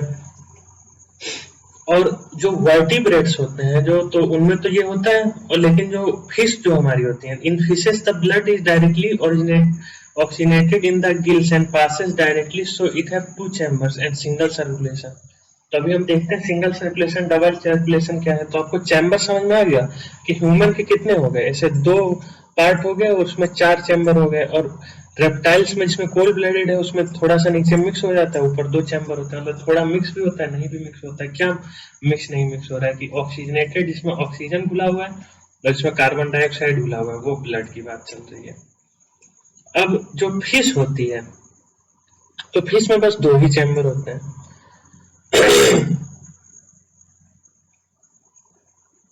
तो इसमें क्या होता है फिश में, तो फिश में जो गिल होता है वहीं पे डायरेक्ट सब कुछ होता है। जैसे हमारा जैसे जो ऑक्सीजन जो होता है तो लंग से जाता है, हार्ट से बॉडी में जाता है, लेकिन यहाँ पे गिल पे ही डायरेक्ट ऑक्सीजन चला जाता है। मतलब ये उसके पूरी बॉडी में ऑक्सीजनेटेड और डीऑक्सीजनेटेड एक साथ घूमता रहता है। तो फिश तो अलग ही हो गई। तो उसमें क्या होता है सिंगल सर्कुलेशन। सिंगल सर्कुलेशन और डबल सर्कुलेशन क्या है, वर्टिब्रेट में डबल सर्कुलेशन होता है। देखिए जैसे एक बार हमने सांस ली और लंग से स्टार्ट हुआ, ये लंग्स में ऑक्सीजनेटेड ब्लड निकला और ये हार्ट में गया, ये हमारा हार्ट मान लीजिए, और हार्ट से वापस बॉडी में गया, बॉडी में इसको जहां जहां ऑक्सीजन पहुंचाना था पहुंचाया, फिर ये वापस बॉडी से आया हार्ट में और यहां से फिर ये गया लंग्स में। तो ये ब्लड कितनी बार सर्कुलेट हुआ, एक बार हार्ट में आया पूरा निकला, फिर बाहर, फिर हार्ट में आया, फिर वापस गया। तो इसको बोलते हैं डबल सर्कुलेशन, कि पूरा एक साइकिल में हार्ट से ब्लड 2 बार आ रहा है सेम ब्लड। अब डीऑक्सीनेटेड में क्या मतलब, सिंगल वाले में क्या होता है, तो सिंगल वाले में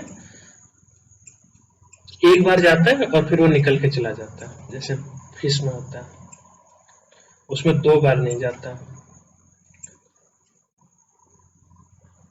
आगे देखते हैं। अब यहाँ पे देखिए इन डायग्राम में समझ में आएगा आपको और अच्छे से कि देखिए लंग से ये कैसे हार्ट में जा रहा है ऑक्सीजनेटेड ब्लड, हार्ट से ये लीवर और जहां जहां जाना है इसको सब जगह, stomach, renal artery, kidney, lower body सब जगह जा रहा है, और ये सब जगह ये एक्सचेंज हो रहा है और वापस ये डीऑक्सीजनेटेड वाला सब जगह से इकट्ठा होकर फिर हार्ट में जा रहा है, फिर वापस निकल जा रहा है। तो ये ऐसे पूरा प्रोसेस चल रहा है। इस डायग्राम को और अच्छे से आप एकदम देख लीजिएगा, याद कर लीजिएगा कैसे कैसे बनाना है इसको, ये भी याद कर लीजिएगा। आगे देखते हैं लिम्फ। लिम्फ क्या होता है, तो जब ये कैपिलरी में क्या होता है कि यहाँ कैपिलरी से बहुत सारा ब्लड के तो नहीं आता है बाहर, लेकिन उसमें प्लाज्मा और कुछ कुछ चीजें बाहर आ जाती हैं। कहाँ बाहर आ जाती हैं, जैसे कि जो टिश्यू है उनके गैप्स जो है उनमें, तो उसको लिम्फ बोलते हैं। It is another type of lymph form from the escaped plasma proteins and blood cells from the capillary walls। तो कैपिलरी वाल से ये जो रिसाव हो जाता है तो इसको लिम्फ बोलते हैं। तो ये क्या होता है, इसका भी एक अपना सिस्टम है। तो फिर ये लिम्फेटिक सिस्टम क्या करता है कि ये absorb fat, lymph carry the digested absorb fats from the intestine, drains excess fluid, extracellular fluid back to the blood. तो ये उसमें कुछ कुछ करता है डाइजेस्टेड एब्जॉर्ब फैट को लेकर के और उसको कैरी करता है, और साथ में क्या करता है कि इनका भी एक अपना सिस्टम होता है। जैसे ये जो आया तो इसके अलावा भी ये पूरा डेवलप्ड नहीं होता, इसमें जैसे छोटा छोटा होता है, जैसे कहीं पे है थोड़ा सा यहाँ से वहां तक, तो जैसे यहाँ पे खूब सारा ये प्लाज्मा इकट्ठा हो गया ये लिम्फ वाला, तो ये वापस ले जाकर के वापस ब्लड में डाल देता है। तो ये लिम्फ एक थोड़ा दूसरे टाइप का सिस्टम है। जैसे ब्लड है तो पूरा क्लोज सिस्टम है कि हार्ट से निकल रहा है, पूरा उसका सिस्टम भी है कि अगर आपको कट जाएगा तो कैसे वो करना। अब इससे कहीं कहीं पे जहाँ कैपिलरी से जो बाहर एक्सेस वाला निकल गया तो ये वापस भी कुछ कुछ काम करता है, तो उस चीज का ये सिस्टम है। तो ये वापस ला करके ब्लड में चला जाता है जो निकल गया अपने लिम्फेटिक जो है वेन्स से होते हुए। तो lymphatic system has also veins and capillaries which open to the larger veins and get back to the blood। तो वो वापस ब्लड में चला जाता है जो एक्सेस होता है ब्लड से ही निकलता है, ब्लड में चला जाता है, लेकिन ये भी एक पूरे बॉडी में घूमता रहता है। तो ये भी कुछ काम करता है फ्लो का। जैसे कुछ कभी कभी इसमें व्हाइट ब्लड सेल भी हेल्प करते हैं फाइट करने में, कुछ चीजों के ट्रांसपोर्टेशन में भी काम आता है। तो ये एक तरीके का बैकअप टाइप का है, जो कि मतलब हेल्प करता है। वो ब्लड को रिप्लेस नहीं कर सकता, लेकिन ब्लड को हेल्प करता है। और उसका सिस्टम बहुत इंटेंसिव नहीं है जैसे ब्लड का है। जैसे कि अगर बॉडी में कहीं घूम भी रहा है तो उसके पतले पतले वेन्स कहीं कहीं होंगे जिसमें लिम्फ बहता है, और वो वापस फिर से ब्लड में चला जाता है। इस टाइप का पूरा डेवलप्ड सिस्टम नहीं होता है इसकी हार्ट और पूरा लंग्स और लीवर की जैसे ब्लड का है उस टाइप से। ट्रांसपोर्टेशन इन प्लांट्स, तो प्लांट्स में कैसे होता है?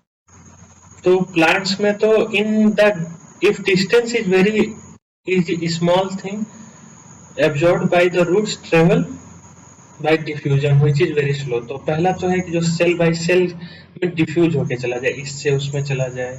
लो प्रेशर से हाई प्रेशर, लो प्रेशर से हाई प्रेशर मतलब क्या है? जैसे कि रूट है, ये रूट है एकदम एंड रूट का, अब उसमें सेल्स हैं ऐसे ऐसे। तो बाहर वाटर है तो रूट के अंदर कम पानी है, तो बाहर वाला अंदर आ जाएगा, एक सेल से दूसरे सेल में चला जाएगा। बट ये बहुत स्लो है, उसको सालों लग जाएंगे पूरे पूरे प्लांट में, बड़े पेड़ों में फैलने में। तो जो छोटे छोटे हैं उनमें तो ठीक है, बट बड़े वाले में क्या होता है? तो बड़े वाले में डिफ्यूजन काम नहीं करता।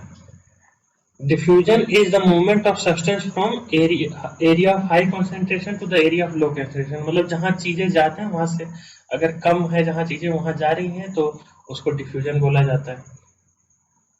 अब लार्ज है डिस्टेंस, तो उसमें क्या होता है? जाइलम। तो जाइलम क्या होता है? तो जाइलम होता है और फ्लोएम होता है। तो ये क्या होती है?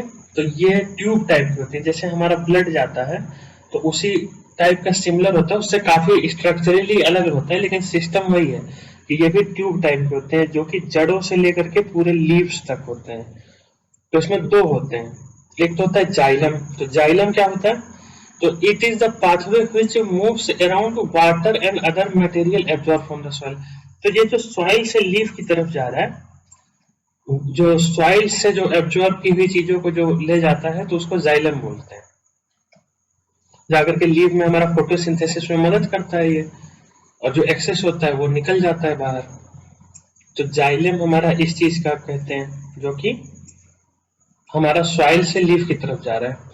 और फ्लोएम क्या होता है? It transport products of the photosynthesis from the leaf to the other products of the plant. तो ये भी वैसा ही है, जैसे कि वाटर और मिनरल ले जाने में जाइलम हेल्प करता है, और जब वो बन जाते हैं वापस जाके, जब फोटोसिंथेसिस हो जाता है, फोटोसिंथेसिस आपको याद है अभी मैंने पढ़ाया था, तो उसमें जो जो प्रोडक्ट बन जाते हैं उसको लाने के लिए फिर फ्लोएम यूज होता है। मतलब वही ब्लड वाला सिस्टम है इसमें भी, बट ये उससे बहुत अलग है स्ट्रक्चरली, बट कॉन्सेप्चुअली सेम है ऑलमोस्ट। आगे देखते हैं, पूरा डिटेल्स में देखते हैं इसको। तो जाइलम क्या होता है? आइए जाइलम देखते हैं क्या होता है। तो जाइलम ऐसे वैसल्स और ट्रेकियास जो होती हैं रूट्स की, उससे लेकर के स्टेम और लीफ तक कनेक्टेड होता है। किससे? एक continuous system of water conducting channels reaching all parts of the plant. तो जैसे रूट से लेकर के लीव्स तक एक ये ऐसे वाटर रीचिंग चैनल होता है, जिससे ये सारे सामान जा सके। तो ये पहले क्या होता है इसमें, देखिए जाइलम में फ्लो कैसे होता है। अब देखते हैं, जैसे अब हमें पता चल गया सिस्टम तो है, जैसे रूट्स हैं, ये रूट्स मान लीजिए पेड़ की नीचे से फैली हुई है, और ऐसे ये पेड़ है और इसमें ऐसे लीव्स लगी हुई हैं।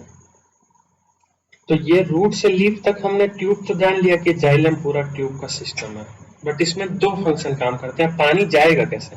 तो पहला तो ये यहाँ पे कम का आयन का कंसेंट्रेशन है इसके अंदर, और बाहर ज्यादा है, तो एक जो हमने पढ़ा था कि वो इसमें आएगा, ये डिफरेंस ऑफ आयन कंसेंट्रेशन से ये पुश होगा इसमें। तो ये जाइलम में वाटर पुश हो रहा है, तो एक तो पुश है।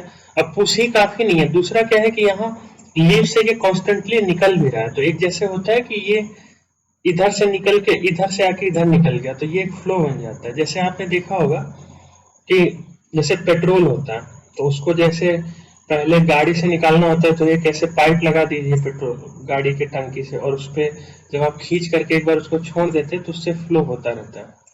तो कुछ उस टाइप का है वो। सिमिलर नहीं है, बस ये समझने के लिए मैंने बताया कि ऐसे रूट से भी यहाँ इसको प्रेशर मिलता है, और ये जो बाहर निकलता रहता है लीव्स से वाटर, तो ये कांस्टेंट एक चैनल चलता रहता है, इसमें एक्स्ट्रा एनर्जी नहीं खर्चा करता, ये नॉर्मल प्रोसेस से ही ये आता जाता रहता है वाटर और मिनरल रूट से लीव्स तक। लीव्स में फोटोसिंथेसिस में वही हेल्प करता है वाटर और मिनरल। और ये क्या और किस चीज में मदद करता है? ये हेल्प करता है टेम्परेचर को भी रेगुलेट करने में। इसको पढ़ भी लेते हैं। Difference in the ion concentration push upwards in the roots and loss of the water from the stomata creates sucking force like the straw. Both combined ensure the steady supply of water from xylem. तो क्या होता है? Difference in ion concentration push waters upward in the roots. तो वो नीचे से push होता है और ऊपर से वो जो निकलता है उससे एक सकिंग एक्शन क्रिएट होता है। तो ये हो गया हमारा जाइलम। आपको समझ में आया कि जैसे रूट से जा रहा है तो रूट से पुश हो रहा है और लीफ से निकल जा रहा है, तो एक ये कांस्टेंट प्रोसेस वाटर फ्लो का एक चलता रहता है पेड़ में। तो ये तो हो गया। अब जब लीव्स ने वहां पे बना लिया अपना जो चीजें बनानी थी उसको, लीव्स में फोटोसिंथेसिस में बन गई चीजें, अब लीव्स में तो रख कर कोई फायदा नहीं है, तो उसको दूसरी जगह पहुंचाना है, तो वो जो बनी हुई प्रोडक्ट को पहुंचाने में फ्लोएम काम आता है। लेकिन फ्लोएम में क्या होता है कि फ्लोएम में जाइलम के जैसे ऐसा कोई फ्लो नहीं है, जैसे इसमें तो फ्लो है, तो ये इसमें कैसे होता है? तो इसमें प्लांट खुद की एनर्जी खर्चा करता है। ये देखते हैं कैसे। तो transport of the soluble product of the photosynthesis through phloem is called translocation. तो इसको ट्रांसलोकेशन बोला जाता है जो फ्लोएम से होता है। Beside the product of the photosynthesis, the phloem transport amino acids and other substances. These substances are specially delivered to the storage organ of the roots, fruits and seeds to the growing organs. तो ये क्या होता है कि photosynthesis में जो बनता है उसमें उसके अलावा ये एमिनो एसिड और अदर सब्सटेंस भी कहाँ ले जाता है?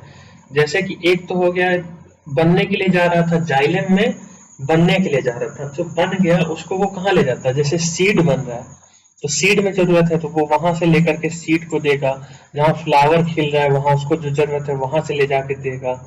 तो जहां पे जिस चीज को जरूरत होती है वहां ये फ्लोएम उसको पहुंचा देता है। एमिनो एसिड भी पहुंचाता है ये। आगे देखते हैं। Unlike xylem, phloem depend on the physical force for the translocation. Physical force means plant use energy to transplant adjacent companion cell helps in this process. तो होता क्या है कि जाइलम तो एक अपना वो फ्लो से चलता रहता है, लेकिन फ्लोएम में ऐसा नहीं होता है। फ्लोएम में कंपेनियन सेल होते हैं उसके अगल बगल, तो वो उनमें एनर्जी यूज करके उसको जब मतलब उसको अपनी खुद की एनर्जी खर्चा करके वो लाता ले जाता है चीजों को। वो कंपेनियन सेल उसको हेल्प करते हैं लाने ले जाने में। आगे बड़ी क्लासों में देखेंगे कि कैसे आखिर ये मतलब एनर्जी से कैसे वो ले जाता है, वो बड़ी क्लासों में। बस आपको इतना याद रखना है कि जाइलम में एक ये जो रूट से पानी का पुश आ रहा था और वो जो बाहर निकल जा रहा था स्टोमेटा से, उसकी वजह से चलता रहता है सिंपल। लेकिन इसमें ऐसा नहीं होता है, इसमें ऐसा हो भी नहीं सकता, क्योंकि हमें लीव से कहीं पता चले रूट पे ले जाना है, लीव से हमको सीड में ले जाना है, लीव से हमको फ्लावर में ले जाना है, तो उसके लिए अलग अलग एरिया में भेजने के लिए अलग अलग जो है ये सब पॉसिबल नहीं है, तो उसके लिए ये फोर्स यूज करता है। There is both upward and downward movement to provide material where it needed. तो इसमें अपवर्ड मूवमेंट भी होता है, डाउनवर्ड मूवमेंट भी होता है। जाइलम में क्या है? जाइलम सिंगल है कि रूट से गया लीफ से निकल गया, रूट से गया लीफ से निकल गया, तो एक फ्लो में चलता रहता है। लेकिन फ्लो में ऐसा नहीं हो सकता है, वो लीव्स ऊपर से नीचे जा रहा हो, नीचे से ऊपर जा रहा हो, तो इसलिए ये ज्यादा वो है, इसमें एनर्जी लगती है प्लांट की। जाइलम में तो लगती ही नहीं है। अब देखते हैं एक्सक्रेशन। एक्सक्रेशन क्या होता है? जो वेस्ट प्रोडक्ट बॉडी से निकाल देंगे। तो many unicellular organism remove their waste by simple diffusion. जैसे डिफ्यूजन से ले रहे थे वैसे डिफ्यूजन से निकाल देते थे। जैसे कोई ऐसे सिंगल सेल है जो उसका एक्स्ट्रा चीजें हुई उसने बाहर निकाल दी अपने मेम्ब्रेन से।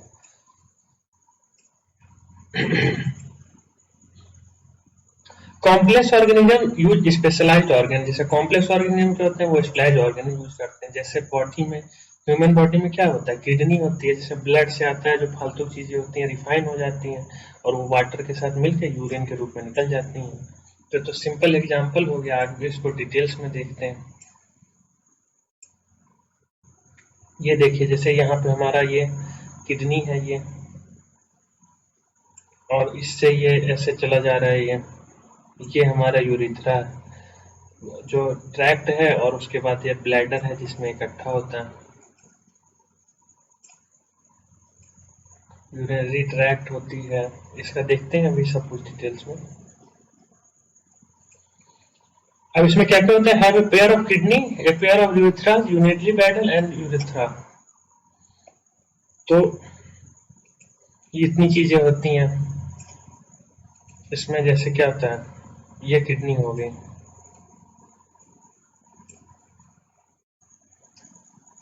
और ये जो हो गया ये ऐसे चला जा रहा है, ये हो गया ऐसे ट्यूब हो गया, और ये हमारा ब्लैडर हो गया, यहाँ जाके इकट्ठा हो जाएगा।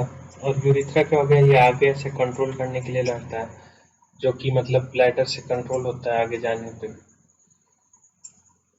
तो इस टाइप का होता है ये सिस्टम।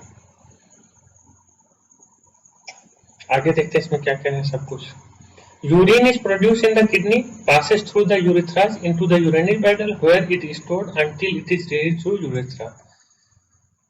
तो यूरेटर से जाता है और यूरेथ्रा से निकल जाता है। तो पहले ये किडनी हो गई सिंपल, इससे ये यूरेटर से जा रहे हैं दो ठो, और एक यहाँ पे ब्लैडर है और उसके बाद यूरेथ्रा है, फिर पाइप है आगे। तो ये इससे होकर के उससे गुजर जाता है। ये तो क्लियर हो गया प्रोसेस, ये तो सिंपल सा। आप किडनी पे देखते हैं कैसे काम चलता है। Like carbon dioxide is released from the lungs, uric acid is removed from the blood and released in the kidney। तो जो हमारा एयर वाला है वो तो लंग से निकल गया कार्बन डाइऑक्साइड, और जो हमारे जो कुछ ऐसी चीजें हैं जैसे ब्लड में, जैसे हमने जो चीजें एब्जॉर्ब कर ली, विटामिन से लेके प्रोटीन से लेके, तो वो सारी चीजें यूज नहीं होंगी। जो उसमें जो वेस्ट प्रोडक्ट बचेगा वो हमारा किडनी से बाहर जाएगा, जो वाटर से सोल्यूबल होगा, सब वो टाइप की चीजें वाटर में जो जिसको वाटर से मिला करके निकाला जा सके। नेफ्रॉन्स, तो नेफ्रॉन्स क्या होता है, जैसे एल्वियोली होती है वैसे किडनी में नेफ्रॉन्स होते हैं। ये चीजें हैं, ये होते हैं नेफ्रॉन, इससे मिलियंस के उसमें होते हैं। तो इसमें जैसे ये जाता है, ये वेन से ब्लड आ रहा है और ये यहाँ पे फिल्टर हो जाता है, और फिल्टर होने के बाद फिर ये वापस जाता है ट्रैक्ट से, और उसी ट्रैक्ट में वापस फिर से जो एक्स्ट्रा वाटर होता है वो फिर से एब्जॉर्ब हो जाता है, और जो बचता है जो चीजें वो फिर यूरिन में निकल जाती हैं। सिंपल है, पढ़ के देखते हैं। Nephrons, kidney contains capillary cluster in the kidney associated with the cup shape end of the coil tube called Bowman's capsule. ये ब्रोमेंस कैप्सूल होता है जहाँ पे फिल्टर होता है सब। These units are known as nephrons, इनको नेफ्रॉन बोला जाता है ये यूनिट्स को, and they are plentiful, मतलब बहुत ज्यादा होती हैं ये। Some substance in the initial filtrate such as glucose, amino acid, salt and major amount of water is selectively reabsorbed। पहली बार में क्या होता है, जब पहले नेफ्रॉन से जब ये फिल्टर होता है तो उसमें बहुत सारी चीजें जो जरूरी हैं वो भी चली जाती हैं, तो उनको वापस रीअब्सॉर्ब कर लेता है ब्लड, जो काम की चीजें होती हैं। और जो फिर जो एकदम बचता है जो बिल्कुल काम का नहीं है, यूरिया और वो सब, और जो एक्सेस वाटर होता है वो सब निकल जाता है।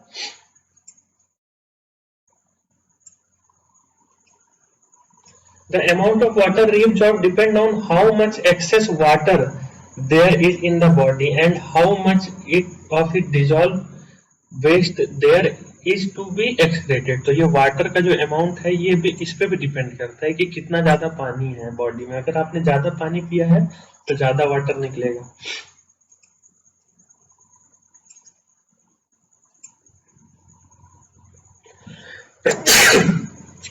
Urine is stored in the urinary bladder until the pressure of the expanded bladder leads to the urge to pass it through the urethra। तो ये जो यूरिन स्टोर हो जाती है ये बाद में यूरिन के रूप में निकल जाती है यूरेथ्रा के द्वारा। तो ये हो गया हमारा क्या एक्सक्रेशन। इसको एक बार फटाफट देख लेते हैं, रिवाइज कर लेते हैं। पहले क्या हुआ, ब्लड से आए हमारे जो फालतू की चीजें हैं जो हमें निकालनी है, जैसे यूरिक एसिड, यूरिया वगैरह, और वो यहाँ पे फिल्टर हुए। फिल्टर होने के बाद जो ज्यादा फिल्टर कर देता है, मतलब जो बहुत चीजें जो काम की वो भी फिल्टर कर देता है, वो फिर से रिअब्जॉर्ब हो गई। जो बचा वो सब यूरिन के रूप में आ गया ब्लैडर में, और ब्लैडर से फिर निकल गया बाहर। तो ये इतना सिंपल प्रोसेस है बस। आगे देखते हैं प्लांट कैसे एक्सक्रेशन करते हैं। तो प्लांट के कई तरह के एक्सक्रेशन करने के। Plant get rid of excess oxygen by stomata and excess water by transpiration from the leaves and stems. तो ट्रांसपिरेशन क्या होता है कि वो बस ऐसे उड़ जाता है, जैसे लीव्स है इससे वो उड़ जाता है बाहर को, एक्स्ट्रा जो वाटर होता है, और जो पानी होता है वो उड़ जाता है। वही तो जो जाइलम में वही जो पानी निकल रहा है वही तो हमें हेल्प कर रहा था। और जो स्टोमेटा से ऑक्सीजन निकल जाता है जो एक्सेस होता है। अब बाकी चीजों क्या होता है, other waste are stored in the cellular vacuoles which are empty. तो